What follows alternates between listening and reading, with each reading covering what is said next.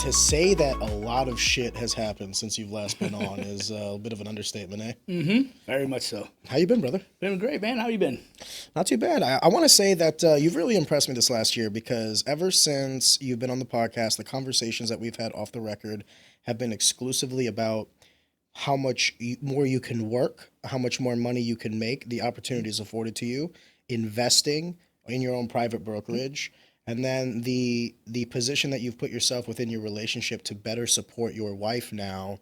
And I remember the context you gave me before was when I was fighting, she was like my cheerleader, and now it's my turn to support her and be her cheerleader in her thing. So, brother, I gotta be honest with you, without sounding too like gushy, you're growing up. Yeah, it took 42 years. But, you know. Well, better late than never. Yeah, I was partying in my 40s, and then I just decided to switch it up. And I was like, I've been able to be successful at everything else I tried. Maybe I was actually trying to be successful at life.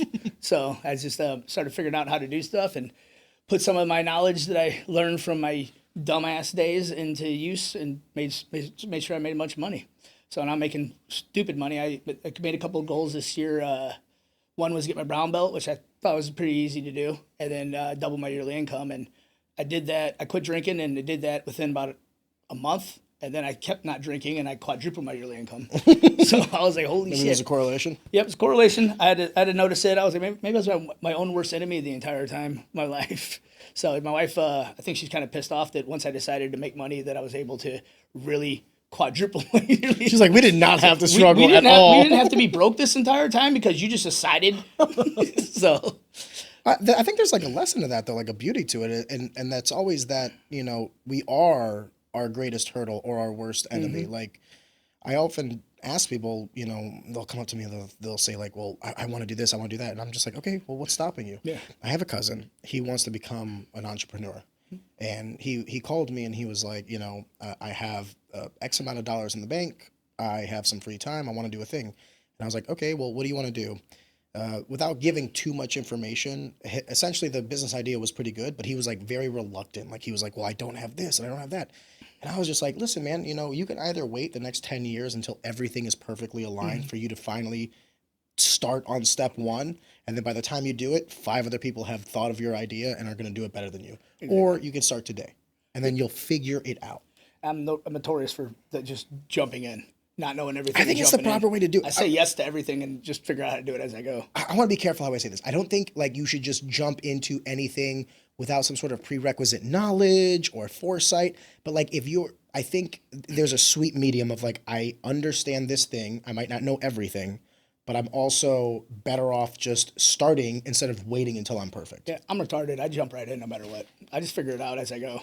And it's worked out a lot of times in my life. Dude, people look at me. I have some friends that are like, you've changed a lot in the last couple of years. I'm like, no, the only thing that's different is I just like stopped caring. Yeah. I thought to myself now, it's like, okay, well, either this will work and we'll make money or this won't and we'll lose money.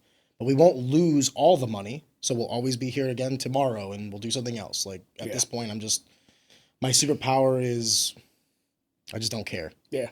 I'm like a cat. I land on my feet. I don't give a shit. I'm going to do what I want and I figure out how to do it as I go. And I can always be successful because I'll outwork everybody at what I do. Did you just start your own private brokerage like not too long ago? Financial? Yeah. No, I've had Apple for a while. I've had stocks for a little while, and then I've been playing with them a little more. Recently? Now that I had money, I started investing. Funny how that works. Once I had money that I wasn't like trying to rob Peter to pay Paul with all the rest of my money, I was able to have financial freedom so I could start buying stocks and try and set myself up for retirement if I live that long. So with my job, who knows? Is that something you'd want to do, retire? Like when you say retirement, like you just don't want to work anymore? Yeah, eventually. And then what would you do with your time if you didn't work? Jiu-jitsu, hopefully, and follow my wife around. Hopefully she blows up and I could just be on a party. Be a stay-at-home dad. Yeah, be on a bus and hang around with her and teach the kids and stuff, How is she doing, Crystal? Doing amazing. Last time we spoke, she was like on the up and up. It's went quite. That was about a year ago. She went quite a bit up. She's sitting down and she's decided she wanted to lose a bunch of weight. She lost 90 pounds to look better on stage. She looks amazing. She works out more than I do. Works out more than I do. She works about 5 to 6 days a week. It's part of her like a religion almost. When she gets off work, she goes right to the gym. So was that just a lifestyle change? Like she was just like, okay, I want to get skinny. Boom. Yep, that's exactly what happened. I know I'm making it sound simple, but pretty much she watched me do it all the time, and she's when you cut weight? She watched me cut weight. She knows what she can and can't eat. She just switched it up, and she started doing the Ozempic stuff for a little while, and then she just like wasn't really working a whole lot for her. Lost a little bit, and then she started hitting the gym, and she started hitting the gym hard, and it just started falling off of her. I feel like there's like a parable in that, and that's sometimes we already have the answer on how to do things. I got a couple of friends who are also on Ozempic, and I'm not gonna lie to you. For two of them, it's actually working really well. I got a friend who's lost like 60 pounds, and she looks way better than she ever has. But I think to myself, like, it's the same reason I don't want to get on any sort of like painkillers or anything like that. Because like, if I have to take something androgynous to make myself feel a certain way, well, what happens if I take that out of the equation? Like, just wanted to take a second to pause the action and just tell you guys thank you so much for consuming our content. Easy Talk is a passion project. This podcast is just a bunch of like-minded people coming together to produce some cool stuff and talk to some cool people. One of the things I would very much appreciate is if you could possibly like the video or subscribe to the channel, just because it helps us in the algorithm and ultimately to grow, to get more exposure to everybody, including ourselves, and ultimately just make a better product. Take a second, I'd greatly appreciate it, and on with the show. Will I just go back to, like, if I was fat, and then I take Ozempic, and then if I stop taking Ozempic, am I just going to get fat again? And that's exactly the worry that I had with the Ozempic stuff. I was like, man. Because if you don't change your lifestyle. If you're not changing it, and that's what she did. When she changed it, she watched what she ate, and then she started killing it at the gym, and that's when, I mean, she looks amazing. I mean, she weighs like less than me now. I think there's also something to be said about like the euphoric nature of going to the gym and like doing a task. 100%. I will say this, like, I do enjoy going and rolling still because it's hard. Like, after like a 2-hour wrestling practice, like I'm getting in my car, I'm like, fuck, that is exhausting. But it feels good because I did it. I overcame it. Okay. Tomorrow's the next day, you know, versus maybe like if there was like some like pill or shot that I'm taking and it's like, okay, well, yes, maybe I'm getting the designated outcome that I want, but that underlying achievement feeling is no longer going to be there. So I'd be curious to see how people like, I might have somebody on that I might ask one of my friends that are on Ozempic to be on and just be like, how do you feel? Like, are you so overwhelmingly happy that you're skinny now that you just don't care that like you kind of cut a corner? Or is there any part of you that wishes like you were like a gym rat or something like that? I mean, if you're not cheating, you're not trying. I feel like you should cheat a little bit. I mean, to get to where you want to go. But I mean, the lifestyle switch. Would you call it cheating? I don't know if I'd call it. I mean, is testosterone cheating? I think Or is it a I think it supplement? depends on the context in which you're doing it. So like if you're taking Ozempic for your own health, no, I don't think that's cheating. Yeah. If you're taking testosterone because you're 40 years old and like you had a lifetime of athletics and like you're just trying to get back to normal, I don't consider that cheating. But if you're taking testosterone in competition, that's cheating. Maybe cheating nature, but that'd be about the only thing I could really Fuck consider it. cheating. We're gonna lose no matter what. We're all on borrowed Eventually, time. that's true. So what are you doing really? You're just prolonging it. But yeah, I mean, if you're not switching up your lifestyle when you get off the stuff, you're going to be screwed. I mean, testosterone is one of those things I think if you get off of it, you're screwed no matter what. Ozempic's one of those things that you can switch up your lifestyle. And if you're hitting the gym all the time, it's not going to be a detriment. Like, you're not going to put the weight right back on. Like a lot of people are. Like, you got to find what the root cause was for why you're overeating and not working out. Are you just lazy or or what is it? Is it something in your childhood that making you do that or what? Yeah. And that's what people don't really fucking focus on. I also just worry because like I don't like the idea of anything like over the counter. Like I know for myself, like I got a weird frame. I have a weird body. Who are you talking to? Yeah. It's okay. Yeah. You feel me on this one. So like I just don't like the idea of like there's a one size fits all. And I have like in the back of my head this like stupid fear of like side effects. Like okay, I'll be the one that gets like some sort of crazy reaction or something like that. So because I've thought about all these things. I've thought about hormone replacement therapy, thought about Ozempic, not that I would need to, but like more of like in the context of life, like I could probably lose 10 pounds, take a shot, boom, it's easy peasy.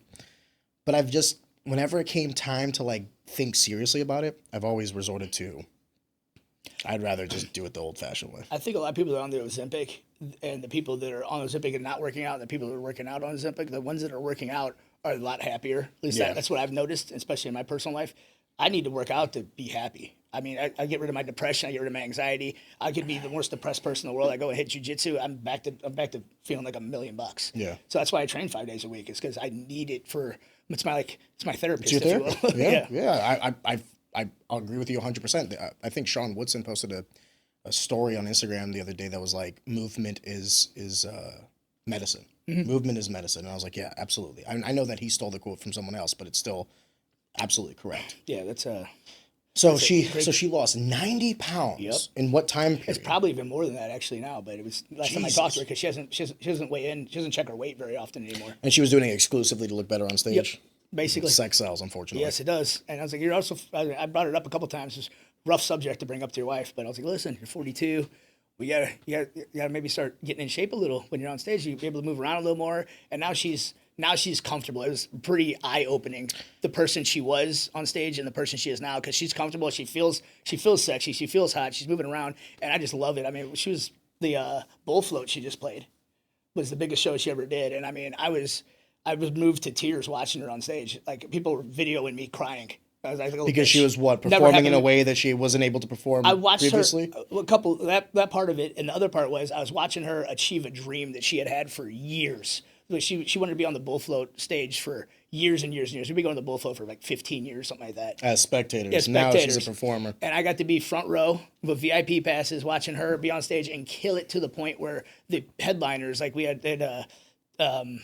David Lee Murphy, who sang like "Dust on a Bottle," he came over to her and told her that she destroyed it. The guy that was before him said, "It's like that was amazing. You're going to be something big."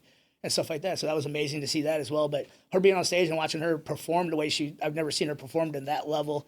And that was the biggest show she ever did. And she destroyed it. I mean, it's like when you, like fighting, you get the biggest opportunity and you go out there and you absolutely destroy. It's like you couldn't feel better. I know the highs she was feeling because we've been there, So it was amazing to watch her. And I was videotaping. I was trying not to shake my camera because I was literally sobbing, like tears running down my face and pride and joy over watching her achieve her dreams. And it was a wild thing. And people were texting her like, "I was watching your husband cry in the video." I'm like, "Fuck you." I never cried from pride in my life until that day. It was a pretty weird feeling for me too. So, what's the conversation with the kids like? How do they feel about mom? They love it. Yeah. She's playing. I know this is gonna come out afterwards. She plays Oktoberfest tomorrow. And both the kids are going to be able to come down. My daughter got off of work, and my son's going to be coming down. She'll be playing Oktoberfest, her and one other guy. So it's not to be their whole band, but she's going to be playing that. And she's been trying to get on Oktoberfest for a while. She played it once and hasn't played it again. And now they watched her. The guy that puts it on, Justin Faust, puts on the Oktoberfest stuff. Saw all the videos I posted of her playing that. It was like she was amazing. She looks great. She did amazing. So they put her on Oktoberfest. So that was pretty awesome, and it's going to be fun to watch her do that, too. Watch in front of the kids. And also, not to go back to the weight loss thing, but I have to say that, 90 pounds is such an astronomical number. Like, if I told anybody, hey, walk down the street, okay, now put 90 pounds on your back. So, I'm sure that it helps the performance and all that other stuff, but I'm sure it helps everything else in life, too. Oh, absolutely. Sex is amazing. Yeah, she loves it. She's down to have sex all the time now and having a blast doing it. Again, what? No, I think that's important as well. Yeah. I mean, they feel sexy, they act sexy, Would you agree with this statement? I talk to a lot of men in their marriages, and some of them are at this unhappy stage where they're not necessarily as intimate with their partners.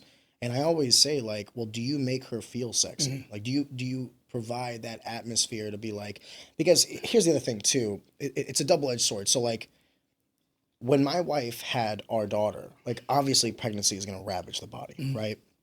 There's some women that bounce back like it never happened. God bless, ladies. And there's some women that it forever changes their bodies. Also, God bless. I mean, you're giving birth. It's the most amazing thing the human body can do, right?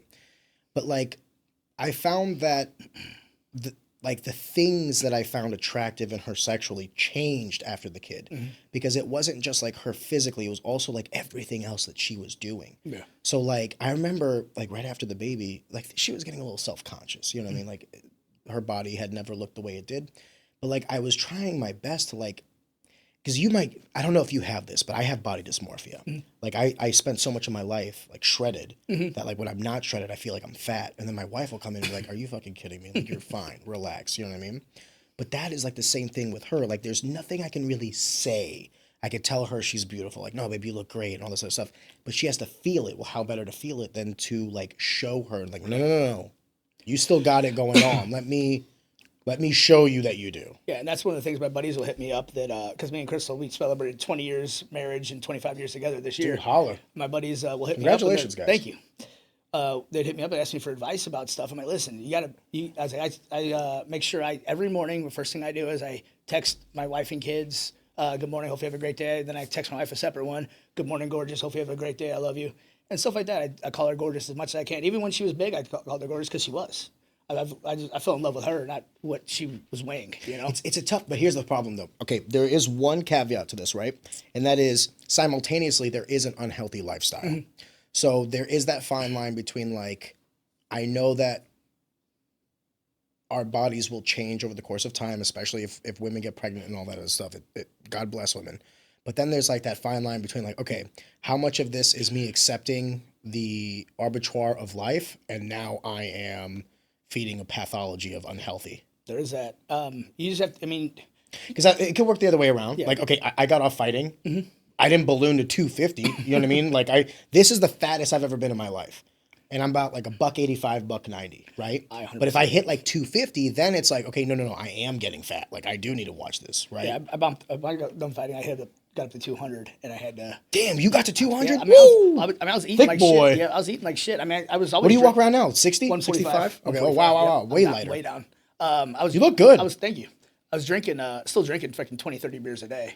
You know, when I was fighting, not fighting, everything. So it was, when you take away the actual working out, which I wasn't doing at all, and I was partying nonstop and eating whatever the hell I wanted, weights can get put on you.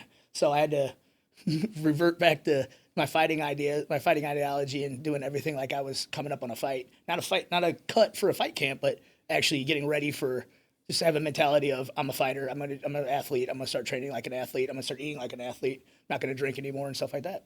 Yeah, you've been sober now, what? A year? No. 2 years? I haven't been completely sober. I mean, I smoke my weed. That's my. Oh, sorry. When I say sobriety, I guess like I stopped drinking in June. I was very, very rarely June drinking. Of this year? Yep. Okay. Very rarely drinking. I stopped. You stopped drinking last podcast a year ago. I drank here and there. It wasn't an every weekend thing or anything like that. It was occasional. I'm that guy who's like, if it's like every now and then, you're still sober. I'm not making it my ideology where this is the date I quit drinking. I'm gonna drink once in a while. I'm like my kid's 21st birthday. I'm 100% drinking with them. Yeah. Stuff like that. I'm not making it where this is my date, and they're tattooing it on my skin and you fuck it up and then I know that date's a lie. I know a lot of people like that. So I'm not gonna be that guy. I'm just like, you know what? I feel better when I don't drink. My life's gotten a lot better when I'm not drinking, so I just don't drink. So I drank at the Bull Float. I drank one night there, and I was like, yeah, this is not for me anymore. I was hungover for 3 freaking days. Well, I will say that, like, to the extent that I do drink, it has vastly changed from when I was younger to now. Dude. When I was younger, I hated alcohol, so it was always like we were drinking for a certain effect. Now it's like the completely opposite. I like the alcohol, and I don't want the hangover. So now it's just like we're drinking to enjoy, and then I don't want to feel like death the next morning. What's wild is my tolerance has never gone away, even though I can, like on the Bull Float, I put down freaking 20, 30 beers. And my body just can't recover like it did anymore. How do you drink 30 beers? You're pissing like every 30 seconds. I have a speed of which I drink. If it's water, like I brought 2 tall cans of water, I will probably drink both of those today, even though we're still talking. But I put those down, and I drink like 4 beers an hour. That's how I always have been. So we go out to like her shows I used to go to. She would get pissed because she'd make like $230 at a show for a night, and I would drink $235 of beer. Jesus Christ. She's like, how the fuck did you do that? I was like, that is like 4 buckets of beer. I'm like, yeah, I know. Because we were here for 4 hours. Well, it's not my fault you had to perform. He's like, you made me show up at 5, and then you didn't play till 7. So I drank by myself for 2 hours, and then my buddy Jim Austin, who's the giant guy that's friends with, he's like 6'7", 300 pounds. He came in and he was like, let's go. So now I'm keeping up with him and trying to outdo him because I'm very competitive even with alcohol. So I'm going to try and beat him at the amount of we drinking. So I'd put down, and he would try and beat me. So we're literally just It's a race to the bottom. Pounding fucking beers. We're spiraling as fast as we Your can. Your livers are like, please, stop, please. So she's performing tomorrow at Oktoberfest. I have 2 questions for you. The first question is, how does it feel not having the limelight on you? It was a little weird, to be honest, to start, but I'm such a big fan of hers, and I'm so happy to see her doing it. It wasn't really a hard shift because I get to see all what she's doing, and I mean, it's not like it's gonna not benefit me if she starts taking off, you know. So it's awesome, and I get to see how happy it makes her, and it does. And again, that's another thing that she comes home, she's happy. it's easier to get laid. So I'm happy with that. Happy stuff. wife, happy life. Exactly. So if I was not trying to like support her, I'm sure that would be a little different situation, you know. So I'm always supportive of her. I've always been supportive of her, and I always will be. So, I mean, it's a great thing. So we get to watch. I get to watch her, the person I love the most in the world, other than my kids, go and do the thing they love the most in the world. So it's really fun. Really fun. I was very proud of her, and she's doing phenomenal with it.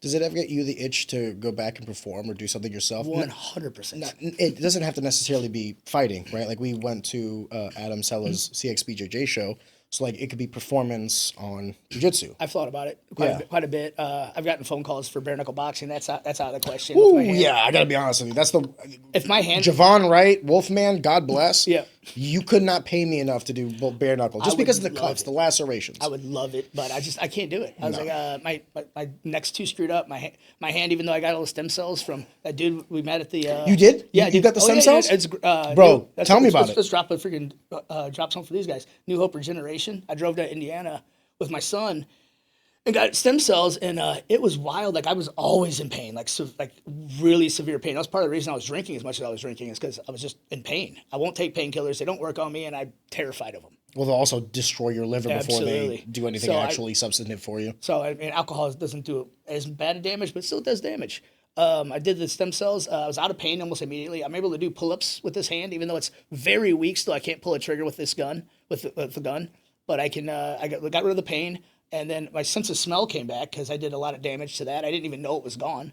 I was in the shower using. Yeah, I remember when we were talking to them on stage. We were like basically, and shout out to you guys because we were basically like asking them like 20 questions, like a minute. Like, I was surprised at how you don't apply stem cells to a problem area. What you do is you inject them, and the stem cells will essentially attach themselves to any damage. It's wild. Whether you know it or don't know it. And you don't. And it's really. Did you do the half or the full? I did the full. I dropped this. It's like 6,500, I think. But I was worth every penny. Made the money. I love it. I might do it again in the future. No shit. My hand did start coming back a little bit. It's not twitching as much. You remember how bad it used to twitch? It twitches a little still, but that means that the nerves are coming back. I'm getting just the elimination of pain, like the true elimination of pain. I cannot tell you how freaking amazing that is. That's why I was able to I'm not in pain. I don't have to drink as much as I used to. And not just that, the quality of life. Oh, it's amazing. That's what he was saying. He kept saying about the quality of life, and I was like, well, I really didn't care about that. I cared about getting my hand back. And when I realized what he meant was when it happened, I was like, oh, this is what the fuck he meant. I was like, you're not waking up and you're not screaming in pain. You're not waking up like, oh, starting up like an old 60s car, you sit on the bed for a couple minutes and then stand up and then bend over like in pain, my back doesn't hurt like anywhere near as much. My neck and shoulders feel great. I'm able to train like high level freaking athletes like I used to not be able to. Like they would put me in a little mood. I'm like, I can't handle this anymore. I got to freaking get off of this, and then I'm gonna have to give them a submission to get out of this. Now I can handle the extra pressure on the joints that I wasn't able to before. Knees, shoulders, neck, everything feels 10 times better. Now that you've done it, now that you said it, I need to reach out to them. I'm gonna probably go in there and get that. I got his number. He calls me every once in a while. And that's another great thing. You drove down there? How long was the drive? It was very long. It was like 8 hours, 9 hours. I'm fucking flying. Well, he's opening. Well, can you fly and do stem cells? Yeah. Well, here's. Or is there like a? No, there's no road on that. Well, here's the thing. He's opening his place in Kansas City. I had to drive to Indiana because I told him I was going to wait for his place to open. He goes, no, I want you to get this going like immediately so you can get some relief. He goes, and you can talk about the place to everybody. I told a lot of people about it, so hopefully you get some business. Dude, we'll make a clip out of it and I'll tag them. Yeah. Especially if they do one in KC, that's a 3-hour drive, 3.5-hour drive. Easy peasy. You can get it done in a day. How long did the injection take? Were you sitting there for a minute? No, not long at all. So it's a little vial and it's like frozen and it looks kind of, not be crude. It looks like jizz. That's what it looks like. It's like dark color. And I was like, all right, what the fuck are you putting on me? And then they're like, hold it tight. They put a little bit on their finger, put it on your lip. I know this taste. Yo! But then they inject it in and they pull it back and push it in, pull it back, push it in, and then they into your veins. Yeah, in my right vein. I was like, they're gonna put my left arm. I was like, can we do the right? Because this is the. I was like, I know it's not supposed to be that side, but let's just play the odds and doing the side that's messed up. So they did that, and I was like, I got exhausted. Like I had to drive 9 hours home. I had my son, and my son was watching me slap myself in the face. He was like, "What are you doing?" I said, "I'm trying to stay awake." And And I looked over at him. His eyes were like, "Oh shit, the dude is driving." I was like, "I should have said that too." Yeah, that's. So They say driving tired is just as dangerous as driving drunk. it is not. I've driven drunk a lot. Driving drunk is way worse, but driving tired, I mean, driving tired, you know you're tired. Driving drunk, you're like, I'm good. Yeah. So I don't know. I think anyway. Based on your Yelp review, based on the conversations we had with them, outside of the nose and hand, any other differences? let's see. So pain gone. Dick got a little bigger. I mean, I'm serious. I think it opened some blood vessels or something. Be careful because now literally everyone. I'm being honest. The injection spot is here. Ask my wife. Ask my fucking wife. When she's on the podcast, She'll I'll be on like, there. "So, Dan's cock bigger?" Question mark. The weed helps, and then that definitely helps. Dude, you know what? Her losing weight probably fucking helps too, dude. Oh, definitely. All of this is just like in the positive. Making my dick bigger. Yeah. God bless. It needs the help. It's not as big as it could be. Dude, but I was it's thinking bigger. about growing a bush to kind of like. Offset it. Yeah. I trim that all down. I do too now. Chicks don't like hair in their mouth, man. Well, it's more of like returning the favor because like I'm not gonna lie to you, if like my wife was like, "Let's go," and I'm like, "Yeah," and then I come down there and it's a fucking meadow, I'm like, "Yo, go fucking trim that shit." It's like 1990. Out of your mind. Speaking of 1990, man, I don't know if this is like a good segue, but obviously, the last 2 weeks specifically has been a fucking roller coaster for this country. Mm-hmm. And before we talk about like current events, I did want to actually bring up, I don't know if this is like nostalgia talking or like rose-tinted goggles.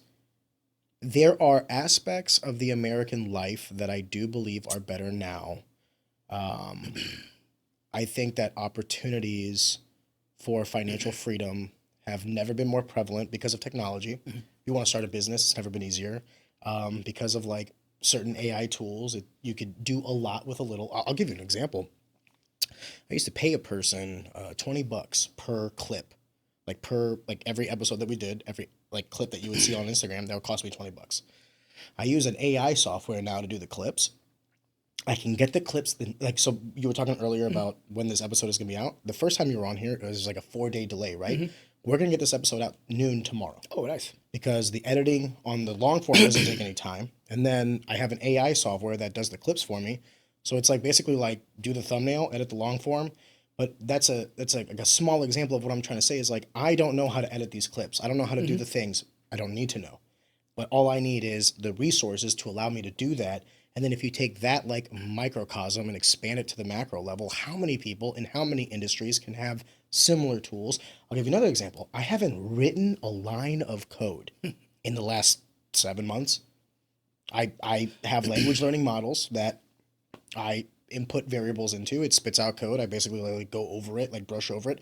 But I haven't like sat down and like typed out a line of code in 7 months. Yeah. My buddies are all in the computer field like that. My daughter was in college for coding, and I called my buddy and I said, "Hey, this AI stuff." Yeah. I was like, "I don't know a lot about. I'm not the smartest man in the world with this kind of stuff, and the computers are not my thing.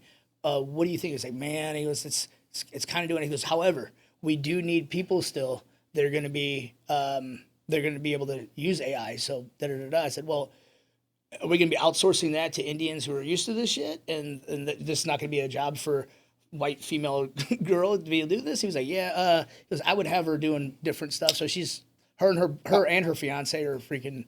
Well, I think if you're getting into like cybersecurity, that's like a more secure position. I still think that you will forever need the human element. Mm-hmm. You will forever need the human element because someone is going to have to look over it and like deduce whether or not this is the accurate like summation of whatever it is that we're trying to do. However, the way I look at AI, is the same way I look at computers. So when computers happened, you needed far less, people that were handwriting letters or whatever, right?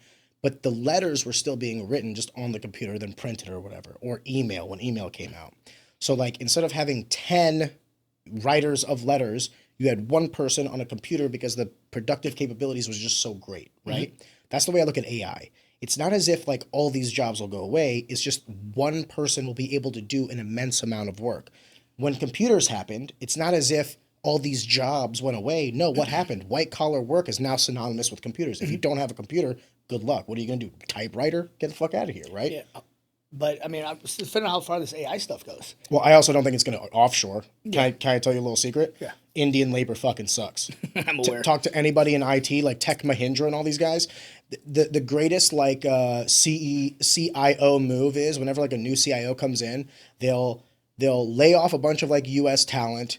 They'll offshore the work to Tech Mahindra or these other Indian companies. And within like 1 year, they'll fucking implode because these people are very lackluster in their efforts. Because the smart people, the ones of like true value, the ones that are really good, they get the H-1B anyway. They're already here. They're basically slave labor. And you're right about that. It's almost slave labor, but No, it's 100% slave labor. They work the call centers. And I mean, Dude, I don't think there's any person in the world when you pick up a phone call and it's somebody with an Indian accent starts talking, you hang up.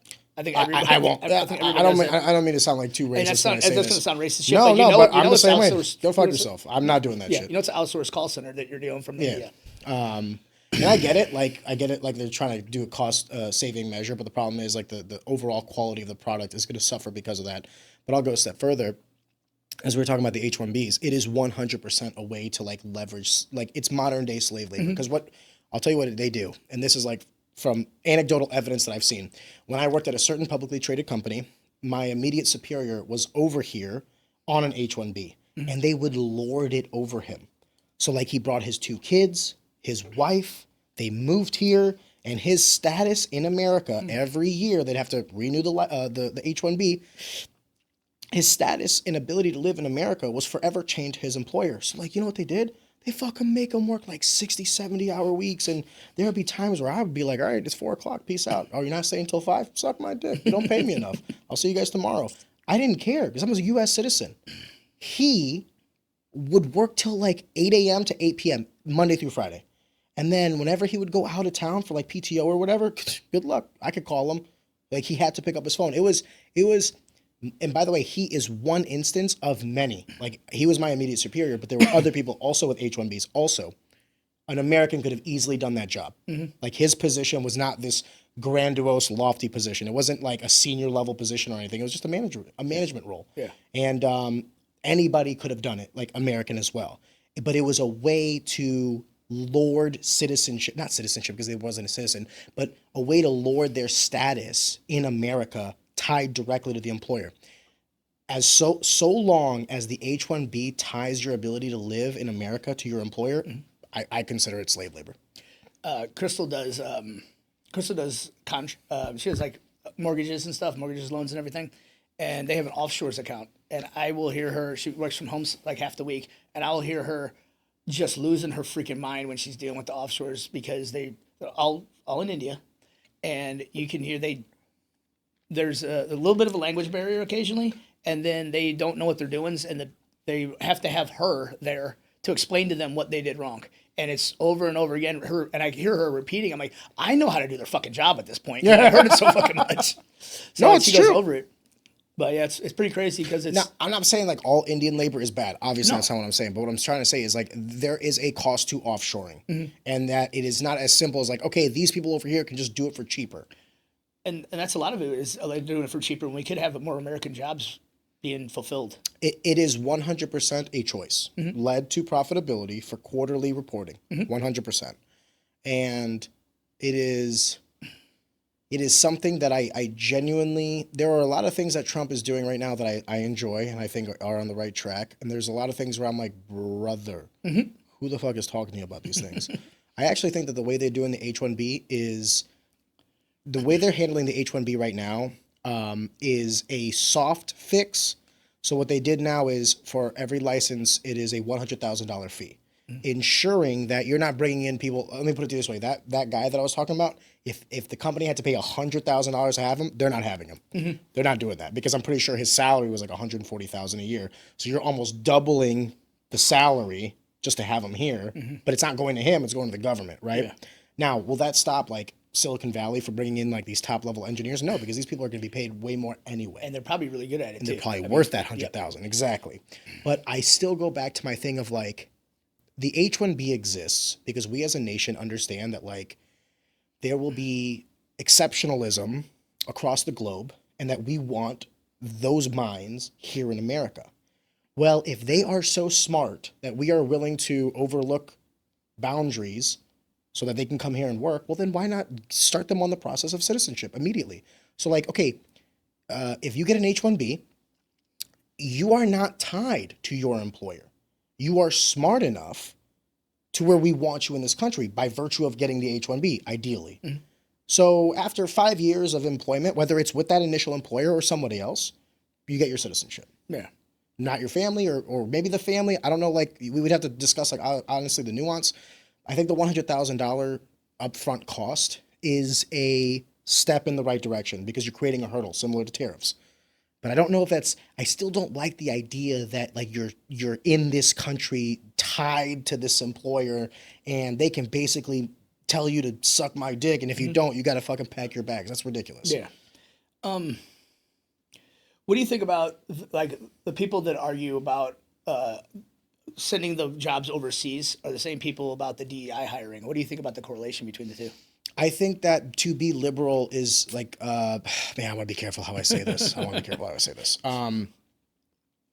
seems to be a correlation between hypocrisy and liberalism. Not to say that conservatives don't have their own hypocrisies as well. And we'll talk about it specifically about freedom of speech. And, you know, ever since the Charlie Kirk assassination, the Republican reaction to this has been incredibly hypocritical, if you ask me. But to your point about, you know, the party that has shat on meritocracy is also the first party that's willing to, you know, ship the jobs overseas for cheaper labor. By the way, though, I will say this. I don't think that that's necessarily relegated to just liberals. Like, conservatives will do that shit too. So, like, the shipping of jobs overseas is it's a universal problem. I mean, corporate America, a lot of it is ran by Republicans, or at least it's viewed as ran by Republicans. Well, that's why I like the tariffs so fucking much. Everyone's like, tariffs are going to do this, tariffs are going to do that. You know what tariffs are going to do? They're going to force these companies into one of two options. Either A, you're going to have to fucking pay to do that shit, or bring some of that back. Yeah. And then don't get hit with the tariffs. Force their hand. Because the thing about capitalism is, first of all, we don't have pure capitalism. We have a mixed economy, first and foremost. A little bit of socialism, a little bit of capitalism. That's why it's called mixed. It is the government's job to not mandate how commerce will happen, but it is their job to kind of make sure that there are fair rules and guidelines, because there are two things that are constantly at odds with each other. We have a national market and an international market. So nationally, if you open up a small business, you're going to be competing with the people locally to you. The monoliths, the giants are going to be competing on the global stage. So how can we create a field that is competitive for both you, the entrepreneur starting out, the solopreneur, okay? I think it was like 70% of businesses started last year was solopreneurship. Like, they don't have employees or anything like that. It's just like they're starting their own small business, right? 70%. But then how do you also not, like, hamstring the giants of innovation and production in the global stage? It's a tough thing to do, and that's why I like the tariffs, because what it does is it equals the cost of labor based on the percentage of that good. Because you're never going to be able to pay somebody in America the salary of a Chinese, a rural Chinese rice farmer, or an Indonesian, or someone in Thailand that's making shirts. Like, it's just not going to be feasible. But then it's a more broad question of, and this is what we're wrestling with as a nation, is like, do we want these jobs? Do we want to bring back manufacturing? Do we? Yeah. Because I'm seeing the next generation is like, no, fuck that. I don't want to do that. I want to be a YouTube star or TikTok, this, that, or the other. So it's like, what are we doing here, and for what purpose? I think the tariffs do two things. It allows us a more equal playing field in the cost of labor. And number two, it generates revenue. Yeah. And right now we need revenue. We have an internal revenue service, the IRS. I would like an ERS, an external revenue service. Because if you want to take advantage of the commercial capabilities and the consumption capabilities of America, fuck you, pay me. Yeah. And what you're talking about, the monarchs and everything with the big businesses and how we treat them versus how we treat the small businesses. I mean, the COVID was a huge freaking indication of how they're treated separately. Well, these businesses, all these mom and pop shops were closed down left and right, where the bigger stores, the the food chains that were well known and all across the world did not go under. They didn't have any issues. They weren't forced to close as much as this mom and pop shops. Yeah, COVID was a clear example of when the government oversteps. And you cannot shut down the economy. What does that mean? Yeah. Shut down the economy. What does that mean? Exactly. If you shut down an economy, people die. There's no food. Like, how are you going to get your goods and services? Like, what do you mean? You can't shut down the economy. So I think the history books will look back at COVID, and I mean, my daughter, when she's 13, is going to look up to me and go, what the fuck were you guys thinking? The same way I asked my dad, like, how did Albania become communist? It's the same thing. I asked my dad, I was like, how did Albania, like, you guys all hate communism. Like, how did it happen? He's like, started with fear. Started with fear. Exactly. It started with fear. The government comes in and says, like, you know, we're going to do it better for you and listen to us, and we're going to handle all your stuff. Okay, sure. So then you give up power. That's exactly what happened with COVID. You can't go outside or you're going to die. And if you don't die, you're going to carry this pathogen and you might kill people, which is like they covered all their bases. So, like, if I survived, I could still be a spreader. And if someone else dies, well, now, is that on me? Like, they play to the moral character of Americans, and it was just a dark 2 years. That was the first time I started being called Nazi. Oh, yeah. During that shit. Yeah. And that's another thing. I was like, the people that call you Nazi and Hitler and every that stuff these days are the same people that are spreading fear because you don't agree with them. They're spreading fear, and they're actually killing people that are attacking people that are not agreeing with them. And that's what the Nazis did. They used propaganda that was not true, and they spread fear to try and get people to just bow down to whatever they wanted. That's how the Nazis rose up, and that's what I'm watching now. Your dad's probably right. We're watching. Yeah, I think that the one difference is actually that if we look back at the course of history, that it's really good that the liberals did it first, and that the conservatives are now the ones with the hammer. Because I say this, that we are going to have a conversation about freedom of speech in this country, and I'm so glad that it's the conservatives that are the ones spearheading it. Even though right now this administration is kind of pushing the boundaries, the populace that elected these people is not for that. Yeah. Conservatives are, largely speaking, more First and Second Amendment advocates than the liberals. And I will say this too, because, and this might sound a little like hyperbolic, but like, I am willing to have the conversation of censorship and all these other things exclusively with conservatives. If you're a liberal, I don't want to fucking hear it from you. Shut the fuck up. Because for the last 10 years, you have been the party of censorship, shadow banning, cancel culture, weaponizing the FBI, the CIA, weaponizing tech companies. So, like, forgive me, but liberals, shut the fuck up. You have no moral high ground to talk about censorship. And in a dark way, the one good thing that happened as a result of the Charlie Kirk assassination is it has completely eclipsed the moral argument of liberals. Forevermore, they now have to exclusively debate the merit of their ideas. You cannot call me Hitler. You cannot call me a racist or a fascist, because you're the party that kills political dissonance from your thought. So forgive me, but shut the fuck up.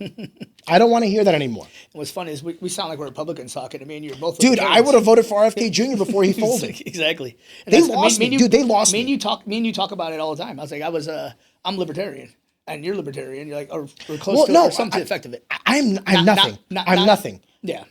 Talk to me about the topic. Discuss the topic with me, and I'll tell you where I stand on it. I can be persuaded into either party if the right person is running. I'm the independent. However, I haven't seen the right party running. I mean, that's the way I look at it. I was like, I don't agree with, like, I was just posting the other day. People were calling me Nazi for my posts about whatever the hell it was posting. And What did you post? It was something. I mean, it was probably something. I think it was something to do with Charlie Kirk. I'm like, listen, I've challenged everybody. I said, where did you see him say this? Because I wasn't following this guy while he was alive. I started watching his stuff after he passed away. I watched a couple things.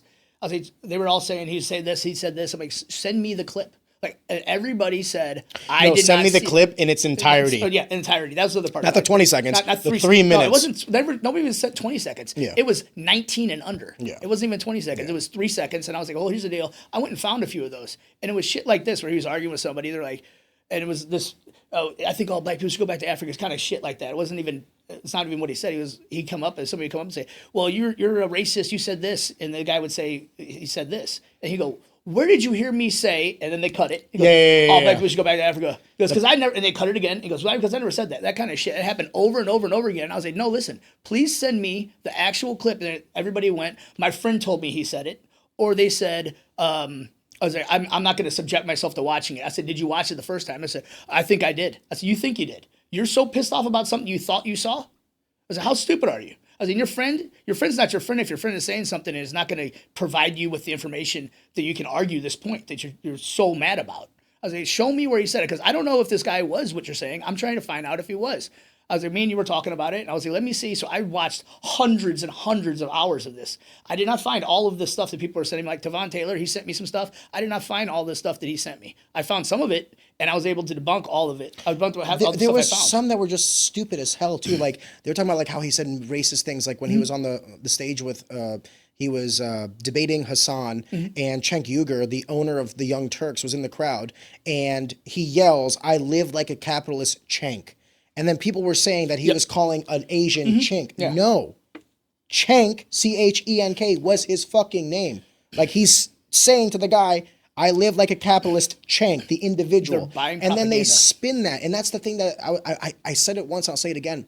It's like in this age of apathy, nuance is going to be what overcomes misinformation. You need to spend the time. The problem is everyone wants to be a pseudo-intellectual, but not spend the time to understand the nuance and context of whatever it is that they're fucking talking about. Pretend. Now, here's the thing. Did he say some things that were like inflammatory or, some could say like, rude or whatever the fuck? Absolutely. But here's the thing. Name me one person in that field, political commentary, who did it, like, if they were to be dead tomorrow, Ben Shapiro, Megyn Kelly. Let's talk about by the way, let's talk about the liberal ones. Hassan, Destiny, all these fucks. Like if you were to, if they were to, I want to be careful how I say this. If they were to meet an untimely end through natural causes, I want to say this right now. I do not support political violence. I don't even support regular violence. So let that be said. But if you were to, if conservatives would have a fucking field day, clipping and slicing and dicing, whatever that is that they were saying. I'm not saying that Charlie Kirk was my cup of tea, because he, like in a lot of things, he wasn't like my politics, right? But was he a good, godly man? I will argue with anybody about that. He was a good and godly man. Did he have some positions that could have been a little bit more conservative than others? Yeah, absolutely. But like, I have never met anybody that I agree with 100% on everything. Exactly. And there's people that and the way they fucking cheered that murder on, that was what got me more than anything. Exactly. So like he died and that was sad. And then he has a daughter 3 years old. I have a daughter 3 years old. So then like I started thinking about like how, you start compartmentalizing like, okay, what if that was me and all these other things so that you can feel sad. Then I get online and to see 20 somethings cheering on the assassination of this man infuriated me, because like I said this once, I'll say it again. I didn't like Biden. I think he's one of the worst presidents we had. By the way, I think one worst president and maybe the worst president in human history or American history is George W. Bush Jr. But I think Biden is also top 5 worst presidents we ever had. But I would not want him to die. Correct. I don't want him to be assassinated. And even if he was, the last thing that I would do is cheer on his death. When the assassination attempt on Trump happened, I had a buddy. Which one? Oh yeah, the Pennsylvania one. Yeah. When he was outdoors and we'll talk about how we still don't fucking know anything about that, which is insane to me. But when that happened, I had a buddy of mine, a lifelong friend of mine, who on Snapchat made a story like, damn, he missed. I messaged him, I go, my man, that was like, that's a line to, you were upset that a previous president and the sitting Republican nominee did not get his brain matter splattered on national television. You're telling me that you are upset that did not happen. The way you think is incorrect. The way you value human life is incorrect. You should never wish for that. That should never bring you joy. And if it does, you genuinely need help. Yes. Therapy, God, a closer family unit, closer friends, you need help. How about the hypocrisy of this? A lot of people I was seeing that said, I wish I would have had the gun I wouldn't have missed. And I was like, you are the same person that has yelled back and like all freaking year long about gun control and how we don't need guns in the world. And you're saying that you, first of all, you wouldn't be able to make that shot. Second of all, you don't own a gun. Third of all, now you're changing your entire stance and you think we need guns to take down. Let's say he is Hitler and you think now we need a gun, right? So that's what your whole theory, you're changing your entire argument in your life about one situation. Expand the argument. Extrapolate it. Yeah. Expand the argument because he won the popular vote.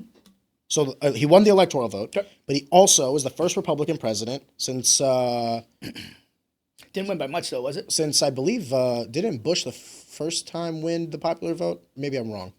Maybe. That was when Jeb Bush was done. But anyway, roughly 20 years, right, to win the popular vote. So the majority of the voting bloc in America, the majority by numbers, aligns with this man.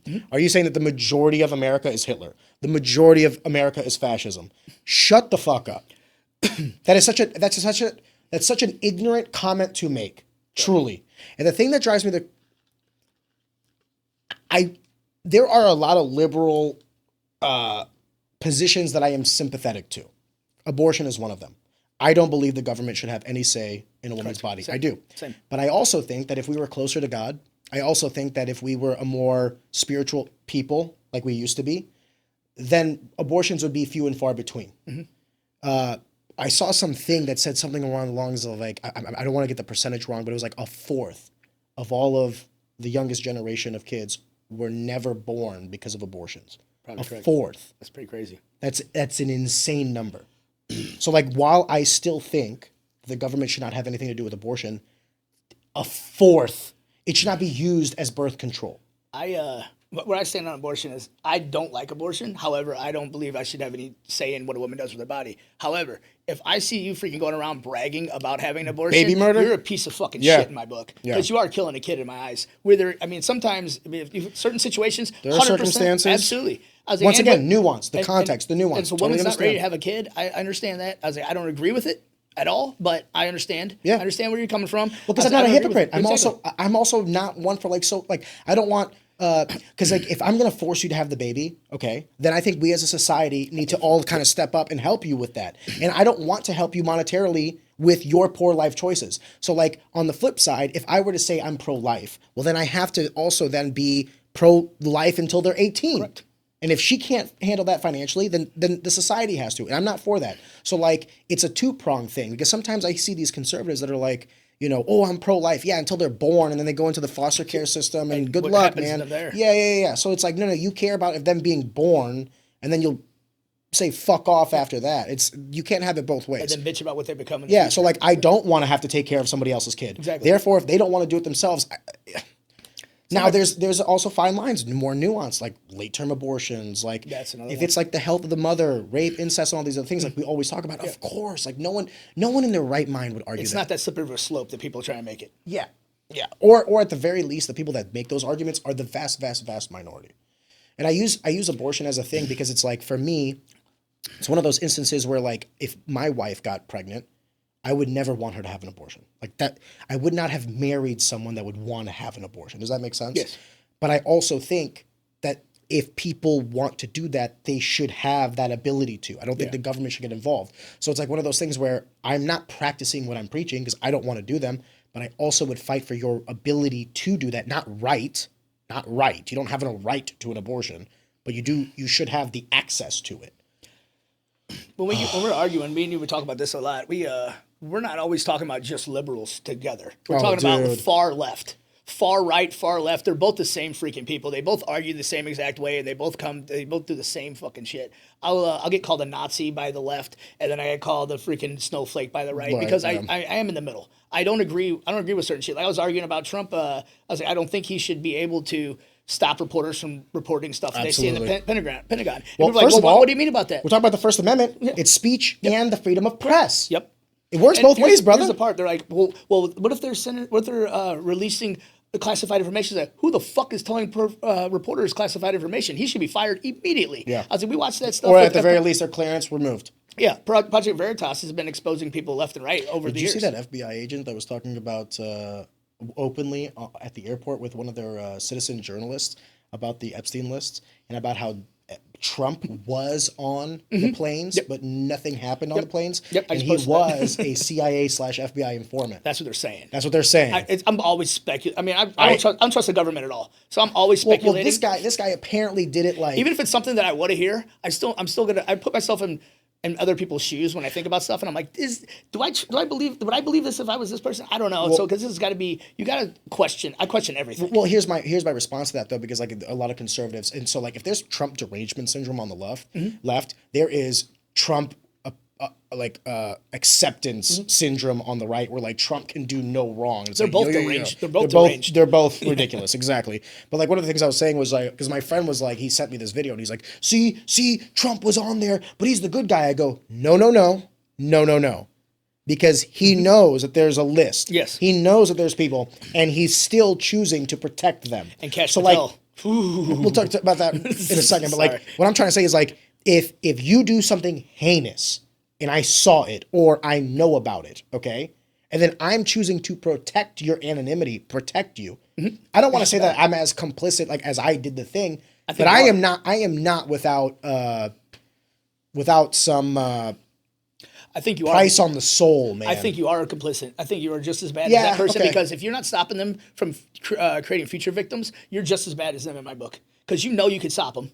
All you gotta do is speak up, and you won't even speak up because they give you money. Fuck off. Well, then it drives me crazy too, because it's like, so this guy was clearly an asset to intelligence, both foreign and domestic, both in our FBI and CIA and Mossad, without question. Correct.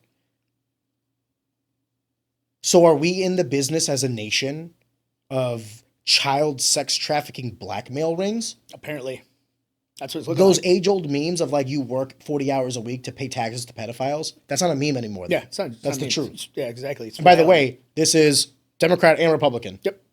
Both of them are on the list. That's why nobody's released this yet. AIPAC gave to, there's I think like 500 something members of the House of Representatives. And I think AIPAC gave to all but 10 representatives, which is like 97% of the House of Representatives. Yeah. 97% of the House of Representatives take AIPAC money. That's insane. I get people call me conspiracy theorist all the time, and I'm like, I'm not. I'm looking at the evidence that you're showing me. Don't argue your freaking feelings with me. Don't argue your emotions with me, because it's not an argument. You're going to lose. But well, it is an argument. It's just a poor one. You're going to argue. I don't like this. Okay, it's an argument, but it's not an intelligent one. You're allowed to have whatever you feel. Yeah, but you don't get to argue it with me about your feelings about a situation. You have to argue facts with me. If you give me facts, I will argue facts with you all day. I cannot argue your emotions. Here's the problem with that, though. Here's the problem with that, because now more than ever, facts are the hardest things to distinguish. Yeah. Because there is so much misinformation. You could literally be going into an argument with someone where they truly believe that their evidence is factual, and then you could be also going into that thinking your evidence is factual. And we don't know if both of you are wrong, if both of you could possibly be right. Like, it's never been more difficult to truly have an intelligent argument because of the amount of like misinformation and data dumps that are happening on social media, on the internet, through the press, through the mainstream media, through independent media. But moreover, I believe because of cognitive dissonance and because people are genuinely at this point where they're just trying to be right, I think the amount of people that are going into a debate or talking about these topics in good faith to actually like deduce a problem and think of a solution. Like, let me ask you this. When was the last time you saw like one of these political commentary shows and like instead of just bagging on the other side, they would come with like, okay, like this is messed up. Education's messed up. Here's our solution of how to fix it. No one comes with any sort of solutions. No. It's always like, you're dumb. This is bad. You fucking libtard. Or you're just a MAGA cultist. We're living in idiocracy. Like, yes. It's not a comedy anymore. It's a documentary. Scary. And it's sad because it's like, I say this all the time. If you sat people down and asked them, do you want cleaner streets, safer streets, cleaner roads? Do you want the potholes gone? Do you want education to be better for everybody? Public education. Who's going to say no to these things? Exactly. These are like 90% like approval like on people. Yet none of these things get done. None of these things get done. Because we're arguing. My biggest complaint with liberals is like when they say the pay your fair share. I'm like, shut the fuck up. Shut the fuck up. Because we bring in almost $5 trillion in taxable income a year. We spend 6.1 trillion a year, and $1 trillion of that goes to bombs to brown, poor black people halfway across the world. So like when you tell me that my government is spending my tax dollars wisely, coherently, to a way that I can see that, then maybe I'll give them more of that. Until then, suck my dick. I'm not paying them anymore. I had high hopes for Doge. I had really high hopes for him with that stuff. Dude, if Elon Musk can't do it with the Republicans having the House, the Senate, and the executive, it's impossible. It's impossible. It's impossible. Who's going to do it? Nobody. I mean, he'd be the person to do it because he of how you hear about how his business, all his production set up. It's streamlined. He's a once in a generation man. And people hate him because he's a Nazi. Well, they didn't hate him 6 years ago. They didn't hate him 6 years ago. He was a golden boy. After he bought Twitter. What's wild is, I was like, you could go back and some of the stuff that they hate Trump saying, I was like, you can go back to where Obama said the same thing. Hillary said it, and this guy said it, and this guy said it, and Biden said it. Like the borders, like, we cannot have these criminals coming over and drugging our kids. Yeah. Obama said that. Hillary said that. Now Trump's getting shit for saying. I was like, the people you voted for an office ran on that shit. And you guys are sitting. Sorry, I'm getting loud. No, you're fine. I was like, you ran on that shit, and you're freaking arguing against this guy who is running on the same thing that you believed in 15 years ago. I have no idea what politics is going to look like when he steps down. I don't know either. Like, I truly don't, because I'm like, dude, the whole Democratic establishment for the last 8 years, actually 12 years now, once he finishes his second term. Be 12, yeah. Has been basically like Trump bad. Not what can we do differently? Because like I would make the argument that one of the reasons why Kamala Harris lost the election was there was no coherent message. There was no, like, we're going to do the same thing Biden's doing. We have 10% year over year inflation. What the fuck are you talking about? You're going to do the same thing Biden's doing. Like, you had no message. You had nothing to run on. And I still think they don't. I still think they run on Trump bad. And it's like, what are you going to do? Because here's the thing. I don't want a weak Democratic Party. I want the strongest Democratic Party that could possibly happen, because then that will force the Republican Party to also step up and be strong. If there's a weak competitor, that'll make the Republicans feel like, oh, we can just kind of do whatever we want because look at these idiots. Like, are they going to get voted in? Like, no way. You know what I mean? I want the Democratic Party to be a solid populist movement that is a replacement for any neocon conservative who is, in my opinion, just as bad as any libtard. You know what I mean? Yeah. So it's like, I want a strong Democratic Party. I want a strong opposition force, because there was a time in my life where I voted for the second term of Obama. I am not a Republican or a Democrat, but you guys have gone so fucking crazy and are doing such stupid shit that, like, you would have to do like 6 or 7 different things and like retract these things for me to even think about voting for a Democrat again. What they're going to do is when J.D. Vance runs, they're going to still use the Trump as the Trump bad. As that because he ran with Trump. Yeah, because he's like the Trump golden boy. You know, the problem is, though, J.D. Vance is actually exceptionally intelligent. My fear with J.D. Vance, though, is the one promise with Trump, and this is like, I don't want to sound like black-pilled, but the one promise with Trump was that this was this outsider, that he was self-funding his campaign, and that we were going to get money out of this and all this other stuff. And you know, to some extent, like, yeah, I mean, I bought the hype and all these other things, and then he gets in office the first time. He does some things I like, does some things I don't like, but nothing too crazy. COVID happens. If you would have told me that Biden would have won the election before, I'd be like, no fucking way. And then COVID happens, and it's, you know what I mean? It's an actual ball game. Now, it just so happens that he got the most votes of any presidential candidate ever in the history of America, more than Obama, but beside the point. And then when Kamala Harris runs, apparently they just lost 5 million votes in the Democratic Party. Make that make sense? Make it make sense. And this is what I tell people. I was like, a lot of people I argue with, I was like, I won't drop his name, but a guy that I used to train under, I told him, I said, the reason you guys lost this election is because of the way you acted for the last 4 years. You pushed anybody in the middle to the right. Yeah. I was like, they pushed me. I was in the middle. Yep. I was in the middle. They pushed me too. I didn't have a home there. Because if I didn't say that kids should be getting transitioned and this, that, or the other, I was a Nazi. I was a fascist. All right, suck my dick. I'm not with you guys then. Exactly. That's exactly what I told all of them. I said, you lost this election for your party. You othered everybody. By the way you did it, by the way you argued, the way you talked to people, people and how you thought you were morally right over and better than everybody else is what lost you the election, because people were so sick of your bullshit and the way you talk to them, the way you argue with them, and the way you felt superior just because your party was winning. They were tired of it. Yeah. Even if you weren't in that party or you weren't in the other party. Like I was in the middle. I was like, I'm so sick of freaking. There was no way in fuck I was voting for freaking Democrat. There's no fucking way. Well, no, I'll tell you what Democrat I could vote for. RFK Jr. Yep. He ran as a Democrat. I would have voted for he him. ran as a Democrat. They were talking shit on him. Yes. I was like, yes. The guy, same person. He was like, you want to vote for an ex-heroin addict who has brain worms? I said, do you not understand that Biden had massive brain surgery from an aneurysm that was supposed to kill him? That they took away parts of his brain because of that bad? He was like, I never heard that. I said, you didn't know that? I was like, I didn't vote for the guy, and I knew that. And they had to looked it up. They're like, you're right. I said, I know. I was like, I never heard you admit that you were wrong. But here's the problem with history is like, it will be written by the victors, but like we're currently living it. And there are shit that I experienced 2 years ago. I remember when I had Greg Taber on, he was one of the first, I think 10 episodes of this podcast. And all we did was talk about RFK Jr. and how excited we were for like this, and everybody can either tune in or tune out on RFK Jr. and however it is that you feel. Like politics is politics, whatever.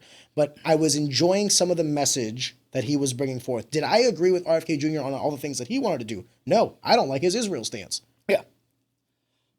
Point blank. But did I like everything else? No, I liked a lot of everything else. But I also thought he was the strongest Democratic candidate, and they didn't even give him a chance. They didn't even give him a chance. The Democratic Party not believing in democracy. I'm gonna tell you something else too. I was like, I like Bernie Sanders.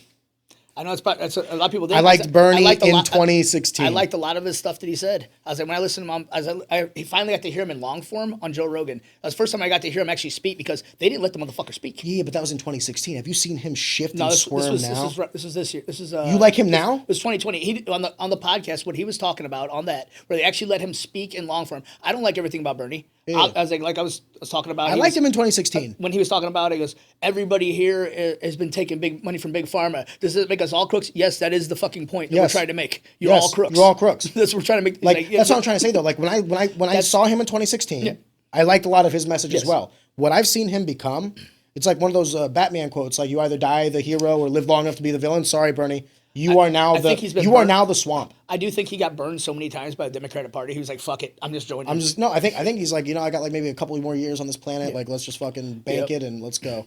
What I'm watching nowadays is pretty crazy. I have a buddy. He runs a beer drinking group.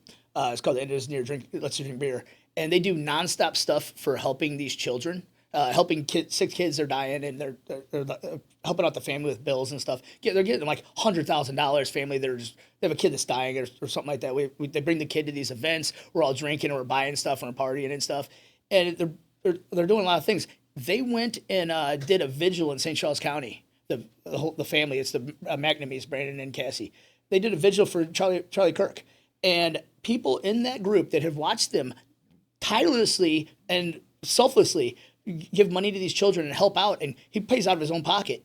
And they went and started calling him a Nazi and a piece of shit. And you're saying just the most horrendous shit to this guy when I'm like, you were at these parties where he was giving money to these children. Who the fuck are you? Yeah. I was like, you're just because he has one view that you don't like, he's now a Nazi, even though you watched him tirelessly and selflessly help all these freaking people. And he goes out of his way for everybody. I love the guy to death. He's I look up to him. I don't say it to a lot of people, but I look up to this guy. He's a great family man, and he goes out of his way to help people. He'll give you the shirt off his freaking back, and that's the type of person I want to be. And he's made me a better person knowing him. And they're calling him a piece of shit. I'm like, I want to go and punch you all in the fucking mouth, because he might not believe in violence, but I believe in violence. I that's the one line I will draw though, because then I feel like I do believe this. The day that comes where I feel like I have to hit you in order to get my point across, I've failed. If I cannot articulate, if I can't use my speech to coherently exchange my deep-seated beliefs into you, then what is the point? What am I going to do? Hit you to think the way I do? Am I going to go? Because this is the problem. This is how political violence happens. So like, okay, my words have not gone through to you because I'm not necessarily listening to your arguments and you're not necessarily listening to mine. So then what is the natural conclusion? We can either live and let live. The problem has been for the last 10 years, there's been a party that has not allowed you to live. And I should probably extrapolate on that. This is people threatening. These are they were threatening him as well. Yeah, that's unacceptable. And that's where it changes. That's unacceptable. That's where he's not going to do anything about it. But I will. I'll punch you in the fucking mouth. If you're going to keep running your mouth and threatening people, I'll shut your mouth up and you're going to listen to me while I'm punching. Yeah, but the problem with that though is the escalation. I'm with you. But that's how I do. Yeah, I know. I just Is what I do right? No, it's not. But people that had no problem when I was punching racists in the fucking mouth when they'd say I've been handcuffed more than once for punching people for saying racist shit. I lost a couple people. Like I don't normally do this because I don't normally get like all worked up about this. But this whole Charlie Kirk assassination did kind of like it was a turning point. Yeah, no pun intended. Yeah. It was a turning point in society. The COVID was a turning point in society. No, I'll tell you two reactions that like I couldn't take it anymore. Mm-hmm. CJ Hunter and Matt Helm, and I like both those guys. I had CJ on the podcast. His reaction to Charlie Kirk's murder, I was like, dude, CJ, I'm good. I'm good. And then Matt Helm, I was even talking to Matt, like we were at the last share mark or whatever, and I like Matt. As an individual, I like Matt. Yeah. But it got to the point where I was like, I don't even want to see this shit anymore because now you're having to do these mental gymnastics to somehow justify what happened. I'm very good friends with Matt. CJ, I like CJ too. I don't agree with all their politics, and I can still like them.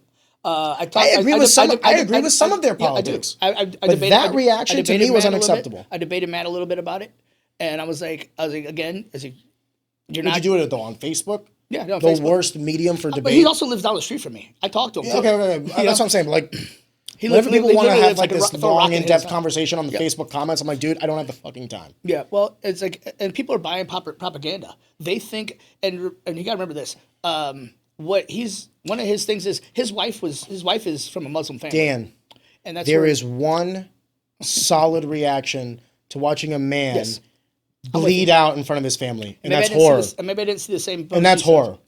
Anything other than horror, and it doesn't have to be Charlie Kirk.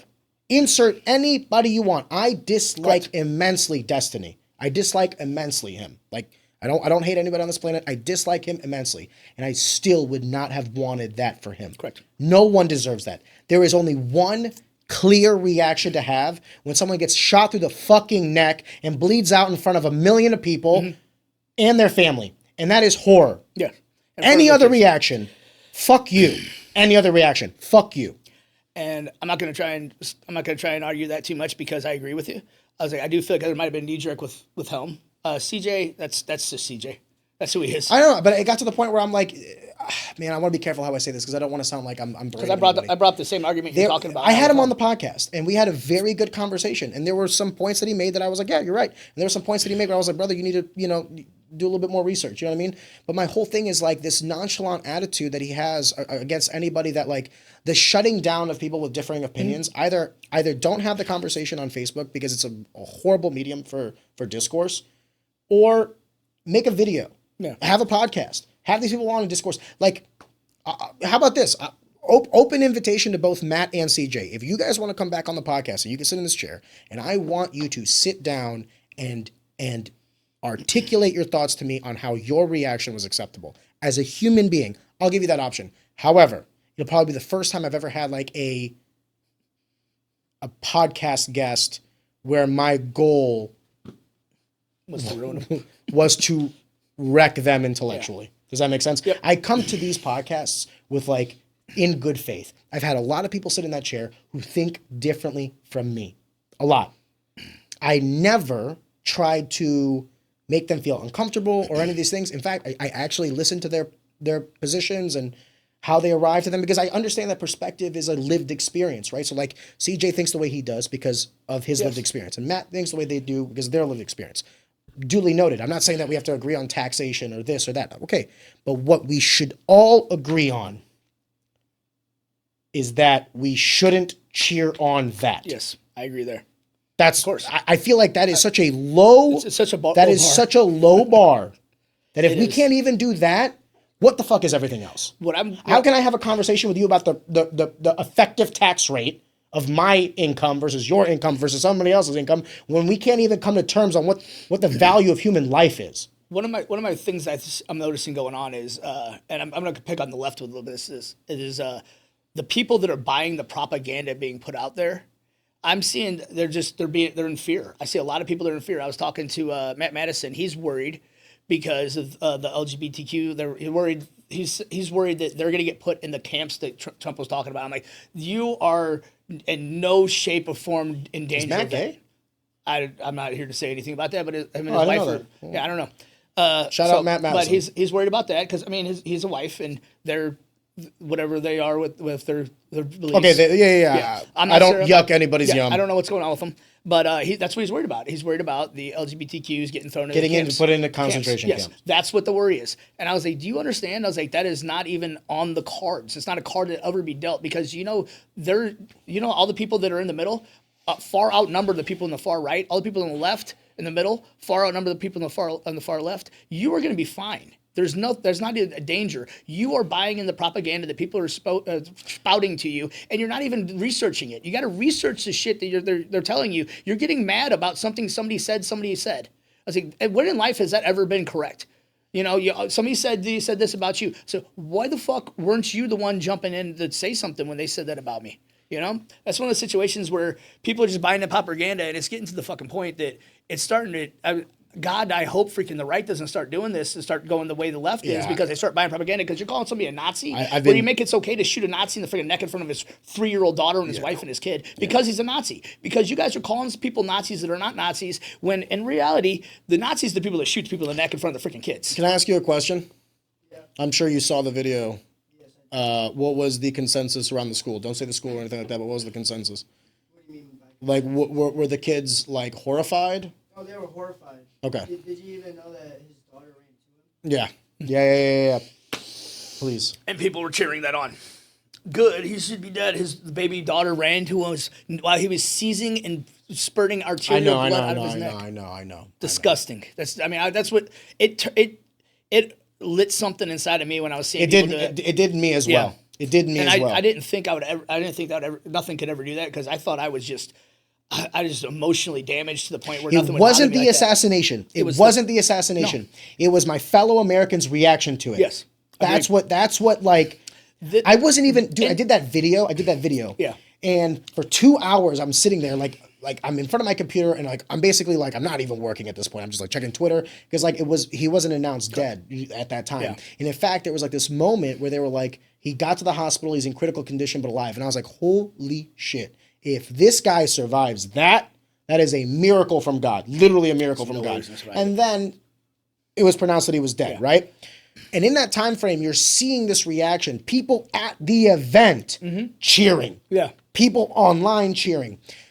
We're going to get to the point now where we're going to talk about the Republicans' reaction to it and how that's fucking crazy. And forgive me because I've been shitting on liberals for the last 30 minutes. We'll get there. We're going to get the Republicans are about to get I'm their more than dues. happy to talk shit on them too. Yeah. But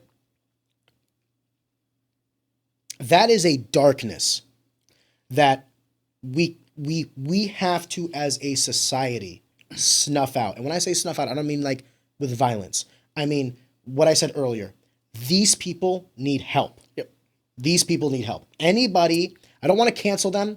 I don't want them to not be able to like live and all these other things. I want them to get the help they need. I want them to go to church. I want them to have friends and family around them that genuinely love and appreciate them so that they understand.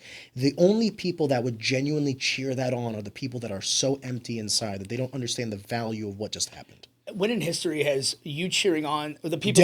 When in history has a person that cheered on somebody getting assassinated? Martin Luther King Jr., Malcolm X, John F. Kennedy. When the people that cheered on those people being shot in the neck, when were they the good guys in history? Robert F. Kennedy. When were they the good guys? The people that were cheering that they were dead. How's history view them now? Pieces of shit and racists and just monsters. Those people need to realize when you do this kind of shit, you are going to be the monster in the future. Yeah. These posts are getting screenshotted. People remember what you fucking said, how you made them feel with what you said when you were talking about glad he's dead, about shit like that. I should get the wife too. What the fuck? That's do you mean? insane. That's insane. That's insane. Like, and I'm talking people. I said people are cheering on. I said, what did his wife and daughter say? That's insane. Because he's dead. He's dead. He's not feeling the pain. He's not feeling the loss. His wife and daughter is passed on to them. You shot him in the neck in front of them. The trauma those kids are going to have for the rest of their motherfucking life. They have the video. It's not going anywhere. When they're 13 years old, she could possibly. When she Googles her father's name to watch some of those things, that video is going to pop up. What's to stop some middle schooler from that's probably like an asshole and bullying her and like, hey, your dad got shot 13 years ago. Put it on T-shirt. This is the thing is, it's like People put on T-shirts. Yeah, the inconsistency of humanity is not where you can pick and choose. You either are or you're not. Yeah. And there's a lot of people I'm noticing. If you choose, then you're a hypocrite, and then label yourself as such. Just be honest. And that's what people don't understand is they're just going to be the monsters in society. They're going to be monsters from. But it makes sense. I'll tell you what. I'll tell you the one that kind of shocked me. Never mind. I don't want to get. Never mind. Never mind. If you're a father, okay. If you're a father, and your reaction was anything but horror. If you're a human and your reaction was anything but horror, I don't want to be around you. I don't want to be around people like that. I don't want you around me. I genuinely, I no longer, I hope you find grace. I hope you find God. I hope you find love. I hope you find all those things. But to me, I don't have the time, energy, or will. Go fuck yourself. That's where I'm at with these people. However, because if we don't, we're going to just keep going on this. The reaction from the Republican Party for Pam Bondi, and I made a video about this, for Pam Bondi to sit there on a podcast and talk about how hate speech should be, relegated to the ashes of history and that we need to come in there and censor and we need to do something with the social media companies. I'm like, yo. This sounds a lot like that shit that Biden was trying to do with the Disinformation Governance Board. Pam Bondi and anybody else that wants to limit the information that I get or limit the speech that I can give, suck my dick. You can't wrap it up in a different package. No. You can't also run on, conservative values and then the second something like this happens, turn around and do the same shit that the liberals were doing. And this is what I was trying to say earlier, is like the hypocrisy of this moment now. Apparently the conservatives are the party of cancel culture. Yeah. Apparently the conservatives are the party of censorship and all this other stuff. I thought we weren't. Yeah, you can't criticize somebody for doing something and then go, well, they did it, we can do it. No. You criticize them while they were doing it. Now you're doing the same shit. That's hypocrisy. That's the definition of hypocrisy. Exactly. And I agree. I was like, I'll argue. My wife is a diehard Trump fan. I was like, I'm not. I'm a liberal. I'm not liberal. I'm a libertarian. My socially liberal, fiscally conservative is how I've always been. That's probably closer to what I am. But I say libertarian because I don't really believe in the Republican or Democratic Party for a lot of their views. I don't agree with all of their views on either side. I agree with some of their views on each side. So I'm kind of in the middle. And libertarian, they kind of like live and let live. Do what you want. If that makes you happy, so long as you're not hurting anybody, cool. I feel like you can't be a libertarian anymore. I'm sorry. Yeah, I hear about all the time. Like, you're wasting your vote. I said I go to sleep. I don't agree with that. I go to sleep at night without knowing that I voted for this piece of shit that's in office. Any time they're in office, Biden I didn't vote for. I didn't vote for Trump either. So I wrote in my freaking vote. So that's how it was. I split my shit down the middle of left and right on certain topics because I believe in certain topics on this side. I believe in some topics on this side. Did you know that in 2016, 31,000 Americans wrote in Harambe for their presidential candidate? 31,000 Americans wrote in a dead gorilla as the next president of the United States. Let that sink in for a second. Not 1,000. Not 10,000. 31,000 fully grown, above the age of 18 adults. God, it would have been nice if we won, too. We'd all get along because who didn't left and right loved Harambe. We loved Harambe. I was like, it's at the Pops in the middle of the night. I was like, there's a picture. I was at Pops wasted at like 4 a.m. and something written on the wall was, Cocks out for Harambe. Shots out for Harambe. Something like that. I was like, fuck, dude. That's why I was talking about like the beginning with like the 1990s and like the early 2000s, stuff like that. I don't remember a time where we have been so polarized as a nation. I really don't. It is pretty dark. I'm bringing this up the other day.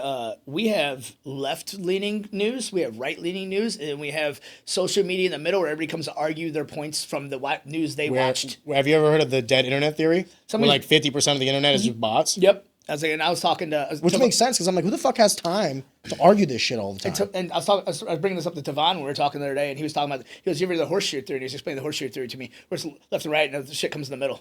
So I was like, I've never heard of that, but that makes sense. That's exactly what I'm saying. This is the theory I'm coming up with. Mine is more perverse. Because if the dead internet theory is true, and let's say like the internet is, I don't know, a third bots, well then who is creating these bot accounts to sow division and sow arguments? It's clearly not America. No. It's not in our interest. We already know that. So then it's either... What Elon said about the clear candidates. Well, how many millions of bots were there? How much percentage of Twitter when he was buying it did he find out was bots? And that's if it's true. They don't know that.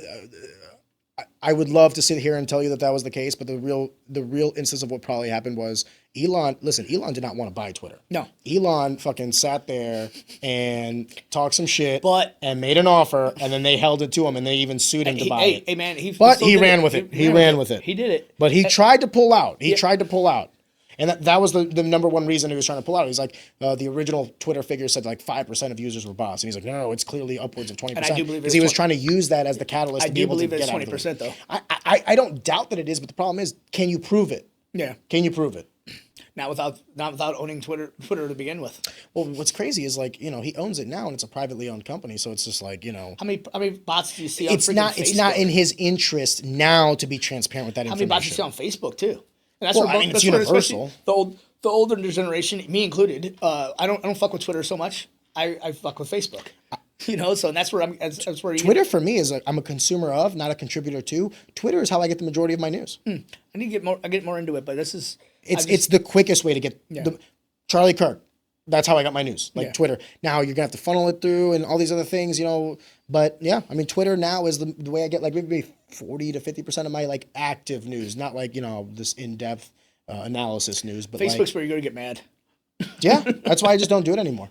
And I'm okay with getting mad a lot. I like to get in. I was in debate in grade school and stuff, and I did a little. That's bit in high not a school. debate. It's not a debate. But a debate is where two people come in good faith to argue their side on a certain issue, and that either man or woman is coming into that conversation with an open mind for dialogue on also the opposite. My page, I get away with it. People come in, they don't, because nobody's trying to threaten me, because they know I will show up at your fucking house. So that's where we get away with it. But I have a lot of friends that are very intelligent. I have left-leaning friends, right-leaning friends, and they're both. I've talked to Quentin O'Brien's left-leaning. He also does not support Charlie Kirk getting murdered and stuff like that. So he's not far left. Great. I was like, and I have friends that are bare minimum. Thank you, Quentin O'Brien. Thank you. I have right-wing leaning friends that freaking they're not far right. So they don't believe in the craziest shit too. So it's a nice little thing. I was like, my far left, my far right friends, I was like, they are usually silenced pretty easily on my page. I'll either block them if they start saying, if you say outlandish shit or threaten one of my friends, you're out. I just unfriend them at this point. Yeah, because I think of social media as like, first of all, I don't even think of social media as social media anymore. Like the MySpace days where like social media was used to actually keep in touch with people, back when you couldn't use your minutes on your phone, so you waited till like 9 p.m. to make a call, right? So it was a different fucking time. Yeah. I'm aging myself here. But social media now no idea is what not. You're talking about. it's basically, social media now is just basically a marketing ploy. Mm-hmm. Even for this podcast, my page is literally memes whenever I find something funny. And if you look at all my posts, it's like all of our things to generate people traffic to Spotify and YouTube. I don't use my Instagram to like actually that's not true. I communicate a lot of memes with a tremendous number of people. But outside of that, like meaningful conversations, we're not really being social. Does that make sense? Yeah. I'm basically just like throwing product. And if I'm doing that with my 1,900 followers, what are the people with like 1 million followers doing? You think they're talking to 1 million people? Shut the fuck up. I had like 10,000 on my original Facebook before it got deleted. I still think that's too many. I still think there's some piece of shit out there that was like didn't like that I was spouting what I was spouting, and they were like, "Well, he sells guns and drugs on Facebook." I was like, I have never once sold guns and drugs on Facebook. Not one time have I ever sold it on Facebook, allegedly. But that's the way they were going with it. I was like, I think that's where my original freaking Facebook got deleted. I have a lot of people that I've run into people that are mad at me, like, "You blocked me." I said, "No, I fucking didn't." Do you think Facebook blocked me? Do you think it gets worse or better? Like, where do you think we go from here? Man, I don't know. I guess I'm really worried that the Republicans are going to be are now taking umbrage to everything that's been going on. And they're gonna, if they start doing the shit that the liberals and we can't not talk about how it is a lot of the trans community that's been shooting places up lately. It's a big uptick. It's scary. Hopefully we don't see a lot of people on the far right doing the same shit. Like, well, if they're doing it, we can do it. Like we're seeing what we're just speaking about the government's doing. Well, if they did it, we can do it. No. You have to freaking one of you guys got to take the fucking high road and not do what the bad people were doing. Even though you can get away with it because you watch them get away with it, you can't have that going. So I don't know, man. I think it trickles from the top. Yeah. I think it trickles from the top. Mm-hmm. You've been calling these people Nazi and fascist for the last 10 years. Yep. Is this really a shock to anybody? Yeah. I'll tell you what my shock is, that it took this long. Nah. It took Maybe. this long for I was hoping these it would never kinds of things to happen. happen. I was hoping it would never happen either. I We're was hoping it getting would never happen either. ICE building got shot up the other day. Yeah, yeah, but here's the problem with these active, like, I want to be careful how I say this. The people that want gun control are shooting up No, places. no, I want to be careful how I say this because, like, Dan, I don't trust my government. I don't trust my government. I do not trust my federal government. I don't trust Kash Patel. Nope. I don't trust the CIA. I don't trust the FBI. I just don't trust them. So this whole thing with Charlie Kirk, I don't trust that it was this one shooter on this route. I don't trust it. I've seen a lot of the compelling Trump videos, too. assassination, how the shooter in question had a professional cleaning of his house. All of this shit was scrubbed. All of this sounds His suspect to me. silverware was removed. The fact that we still don't have any sort of information that ties all this. No, this random fucking pasty white dude did this on his own. 110 and pounds. the Yeah. call down for the Secret Service to stand down. What was that? You guys couldn't go on the roof. The fact that the shooter was laying on top of a roof where underneath him was law enforcement. And who the fuck was Who that let him roof? up? Yeah, dude, listen. Where are you expecting to the shoot questions are insane. The questions are insane. And then when you go to Charlie Kirk, And you bring they it up? had nothing. They had nothing. That's why they issued out that $100,000 reward for the bounty on the man if they had any information. And then when the father turns his son in, his son who's into furry porn and has a trans boyfriend or whatever, and if his father, clearly a conservative, you don't think that maybe there's like a little bit of like, I know people. Something's a mess. Well, I know people that like, their fathers like, or mothers that like disown their kids. Like, no son of mine is going to be doing all this other stuff. I was like, were we really going to just like put all of our hopes and dreams that this is justice and this is the right thing to do and like this guy is the one? Or is it possible? And this is the problem. Because I don't trust my government, every time Kash Patel says something, I'm like, I just don't fucking believe you. I just don't believe you. You guys have lost that with me. When he came out, when he started into his position, I was so hopeful. I was very high hopes. And then it went Epstein from, ruined it for me. Oh, you can't if you gaslight me, you lose me forever. Yeah. And he gaslit America. We have all these videos we have to go through. It's just a lot to go through, so that's why we haven't really. Oh, there's no videos. His What the fuck? his episode on the Joe Rogan Experience, like infuriated me. The first half of it, I was in. I was like, okay, he's good. Yeah. And then it flipped. And I'm like, Yeah. whoa. You're saying some weird shit now. Yeah. Yep. Some shit that I would have heard from the Biden administration.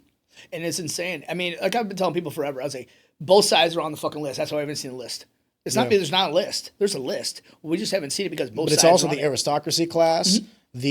So what I mean by aristocracy is like the immensely wealthy, not just politicians.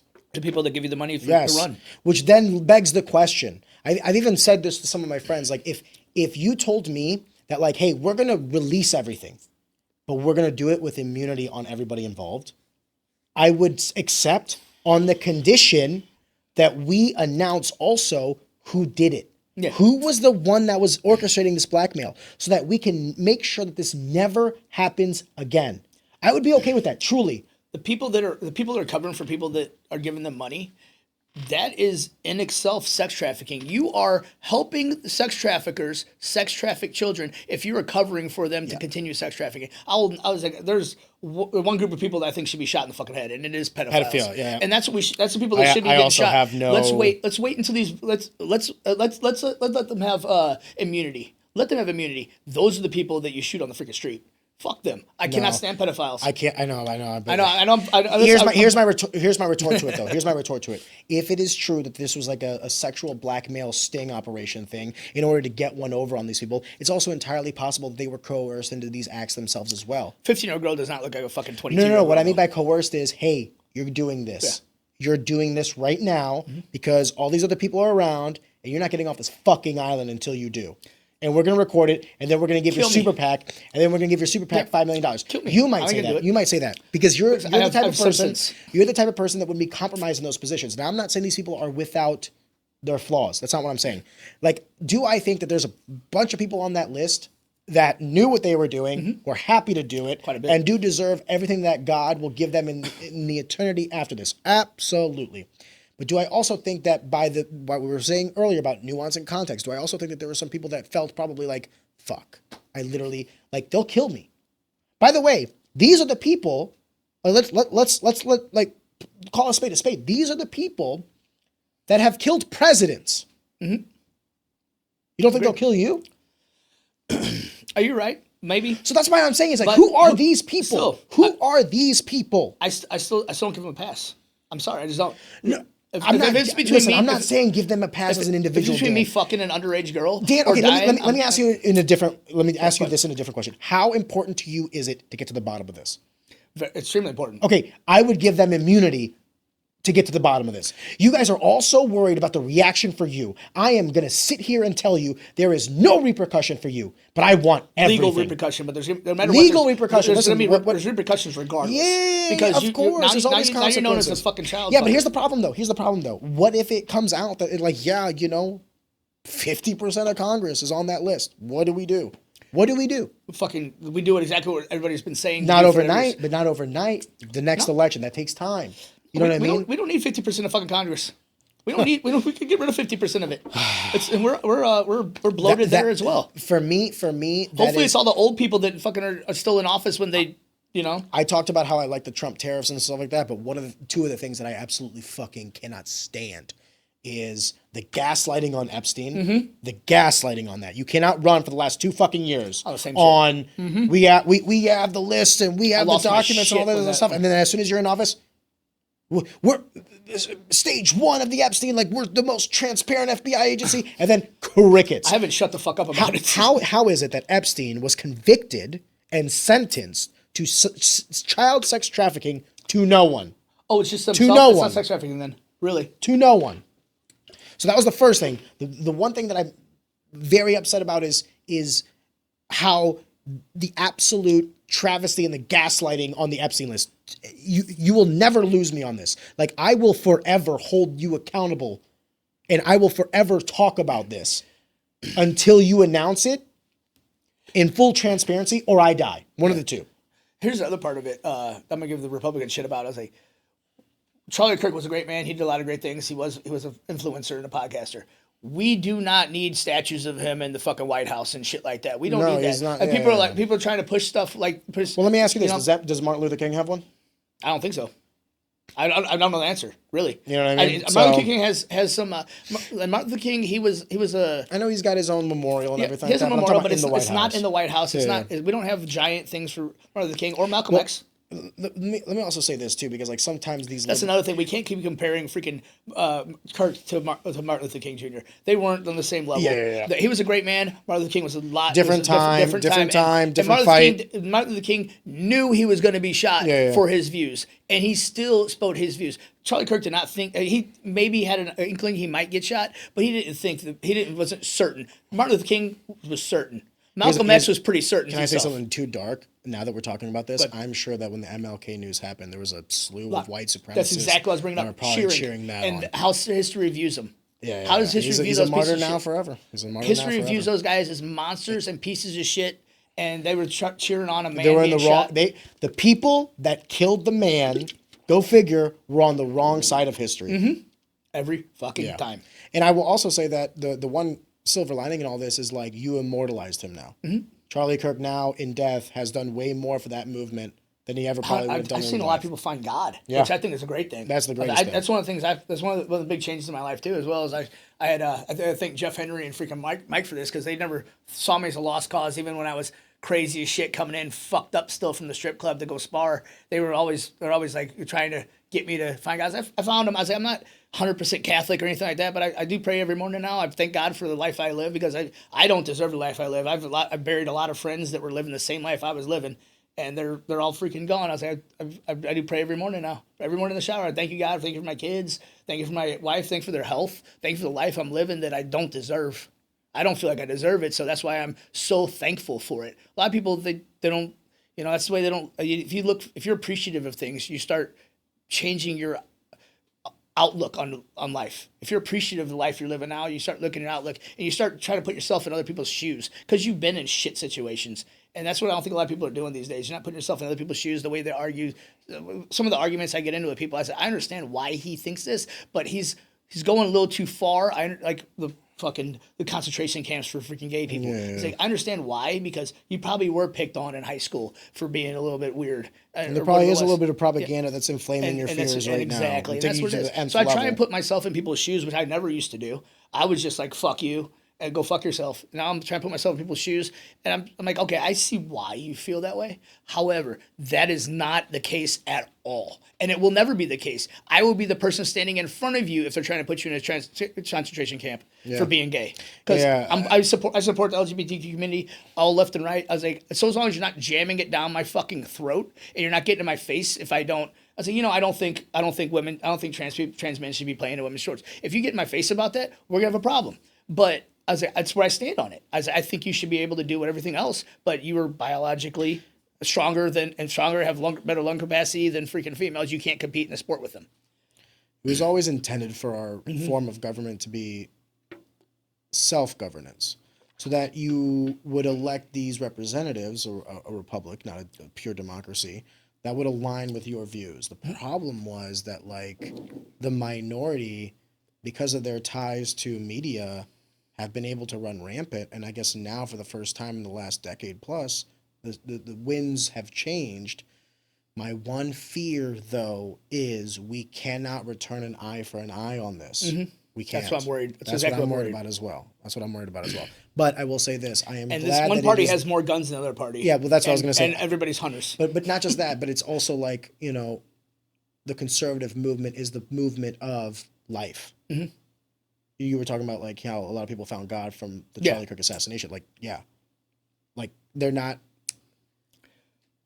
I think what they did. It's not as if I'm saying conservatives can't be propagated themselves. Like, the same thing that happened to liberals could easily happen to conservatives. Absolutely. But what I would say is the moral character of conservatives tied to a religion that is above them. It's above them. I think it will. It's hard for a politician to do things against a higher calling. Do you think when Martin Luther King was shot and killed, do you think that that pushed the Civil rights movement? Do you think that pushed the civil rights movement to another level? Absolutely. This is what I think we're going to see with this, and I do not want to freaking compare the two. I think the assassination of the two is comparable, not the two people comparable. The assassination of the two, and they watched their piece of shit neighbor cheering on that a father, a reverend, was shot in the fucking head and killed. And they're just watching that, like, I don't want to be anywhere near that dude's piece of shit freaking ideology. Whatever side he's on, I'm on the other side. And I think we're seeing that now with the Charlie Kirk assassination. I think it's for a good thing, though. I've seen a lot of liberals. I've had a lot of liberal friends come up to me and be like, "Yeah, you're right. Like, that's too much. Too much." They're even looking at these. They're looking at these liberals saying, like, I don't want to be nothing. That's not our party. That's not our movement. And that's what I think. Okay, so if the fringes were pulling us away from each other, causing the middle to be such a vast delta between one another, the in between in that are noticing the crazies, and now they're coming in together. And if we have a party of that, I don't think it'll create a new party as much as I want. That's what I want. As much as I want it to. That's what I'm trying to get at. Hopefully it does. Hopefully people start going, well, wait a minute. We're closer to each other than we are to these fucking weirdos. Yeah, let's try and happen? Get our own shit. You know what'll happen? Presidential election will happen, and then everyone's going to tell you that your vote is wasted on this third party. Man, if we could just have social media shut down for 1 year, I think we'd have a lot of... No, I think if people would stop just being cowards and practice what they preach, you know what I mean? It's like... I still think social media being closed would help immensely in society. I don't think so, because that's like censorship. I mean... Does that make sense? Like, what we're going to do? Shut down... Let's say this. Say Facebook specifically. Say Mark Zuckerberg saw what he created, the monster he created, like freaking Frankenstein's monster. He knows what he's created. And he goes... He makes billions of dollars on it. Let me close this bitch down. Let's do a Facebook break for a year. Yeah. Or 6 months, even. This is the craziest thing you've said all day. I wish. But that's not... I'm saying... No, actually, no, I don't wish. Because I don't think that's I don't think the answer is to shy away from this. I do think that the answer is what the answer has always been: education and love. Yeah. Education and love. There is a vast propagated majority now in this country, both left and right, that through their cognitive dissonance do not want to argue in good faith. They have their position because they've been propagated and they've been told that they're smart to think the way that they think and that the other people are bad. Not dumb, not incorrect, bad people. That liberal is a bad person. That conservative is a bad person. Correct. When you're arguing the morality of an individual and not their individual thoughts, how do you argue in good faith? I can't argue that your thought has merit if you're a bad person, if you're a fascist, if you're this. How can I argue anything how can I take in any of your arguments? Nothing about Nazis can be good people. Yes, exactly. Hitler liked dogs. That didn't make him a good person. Yeah. That's what people go to. Everybody likes dogs. So. He had German Shepherds. I do have faith. That's about the closest I got to Hitler. I do have faith. I think the last 2 weeks has been wild. I do also think that this is just a really fucking crazy time. Yeah. But I think we're going to see some. I think it's getting crazier, to be honest with you. I think the turning point. Hopefully, it gets crazier in the right regard, though. Yeah, I hope cooler heads prevail. Yeah. And I hope we start seeing some humanity and some people crossing a bridge together. You know what I mean? Yeah. Shaking hands. I'd love to see that. Right now, I'm seeing that in certain areas, but then in other areas, I'm seeing more separation. So like, I feel like we're in this weird way where it can go one way or another, and I'm hoping that it results in more unity, more coming together, more realizing that we're not red or blue, we're red, white, and blue, and that there's only one party, and that's America. Yeah. I think Charlie Kirk said that, actually. Oh, really? That's a great quote. I was like, wait a minute, I heard that. I just heard that the other day. Well, rest in peace, my dude. He's a great man. He did some stuff. I mean, again, he did say No, he was a good man. He was a good man. I was like, he said inflammatory stuff to piss people off, but sometimes you guys piss people off to get them to freaking listen. I think the reason why I hit so many people so hard is because like you have so many people on the right that are way more wild than he is, like Nick Fuentes, right? Oh. And then when you assassinate what I would consider to be the moderate conservative, What's the gay Greek guy? Milo Yiannopoulos. Yeah. I was like, people don't understand what you're about to deal with him. No. I was like, he's about to step back up. I'm gonna be completely honest with you. I don't think he's gonna do dick. I don't know. It sounds like You want to know what he is? He's a registered sex offender. He's a pedophile. He's gay. Yeah, he's gay, dude. No, but what were you saying earlier? But yeah, Milo's gonna be what? I didn't follow him. No. I think he might be. What I'm saying is like. Here's the thing. Milo's gonna be the one to champion the conservative cause? No. My fear is that it's going to be Ben Shapiro, because I think Ben Shapiro is a snake of a human being. I agree. I think that he needs to move back to Israel. So I agree. Anyway, before we go down and get absolutely...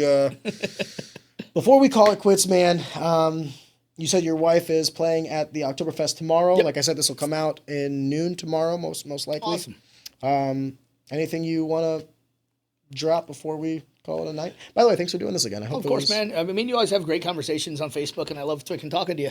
So, I've learned a lot from you. I was like, one of the things that I really want to thank you for is like the thing you taught me about waiting a little bit to see, because I have knee-jerk reactions, and I've been wrong before, and nothing I hate being more than is wrong. I don't like being right. I just don't want to be wrong.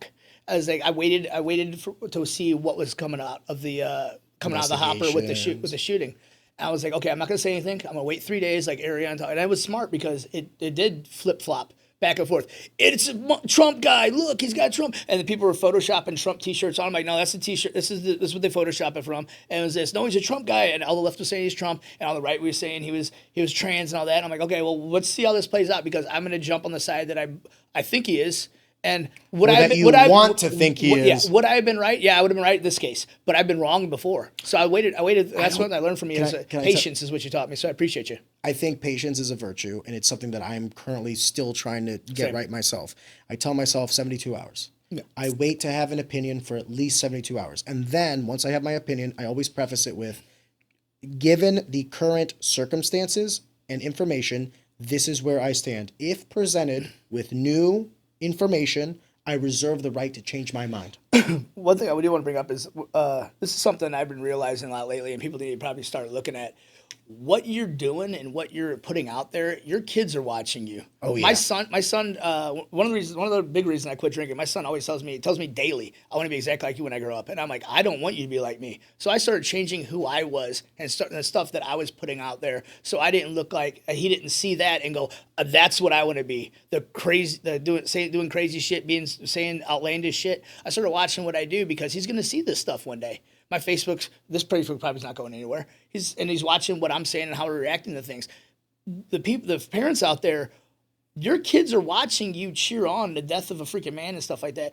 You need to realize your kids are going to be going even further into that, because they're probably going to go see what you said, and they're going to try and go further in. They're going to try and times that by 10, and what is that going to turn them into? So you got to watch what you say and watch what you're doing in front of it. When your kids are watching you cheer on the death of a man, they're just going to be heartless and callous as well. And they might be taking, and they're kids. They're going to take that into school. What does that heartless and callous go into school? It's like that turns into school shooters and shit like that. You can't be those kind of people. You can't have your kids watching you do things that you're expecting they're not watching. They're watching. They're paying attention. Kids are smarter than you think they are. I didn't want to be the opposite of my father when I was growing up because I watched how he was. But I know a lot of other kids that want to be exactly like their father. So you got to kind of watch that shit. That's one of the things I wanted to bring up today. But I think it's a wisdom. Yeah. I think that's a wisdom to lead by example. Yeah. And that when your son was saying that I want to be just like you didn't look at that as like, no, do as I say, not as I do. You looked at it as like, oh shit. Well, now I have to rise to that occasion. I got to show him. My daughter, I didn't catch on. I was a little too young when I had my daughter. I didn't catch on that she was watching. And my daughter cusses like a freaking sailor. And she's problematic sometimes, but she's got my attitude. I love her about it, but she doesn't go as far as my son. If he has my attitude and he does all the stupid shit I did, he's gonna be, it'd be bad for him. As a girl, she's not gonna be as dramatic with certain things in certain situations that I would be. She's not gonna go and punch somebody in the head, you know.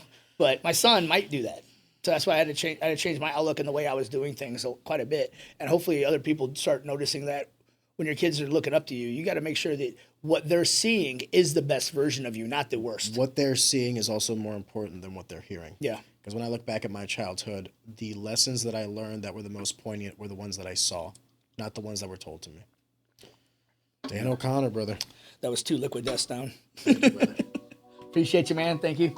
I appreciate you a lot. I love watching the show.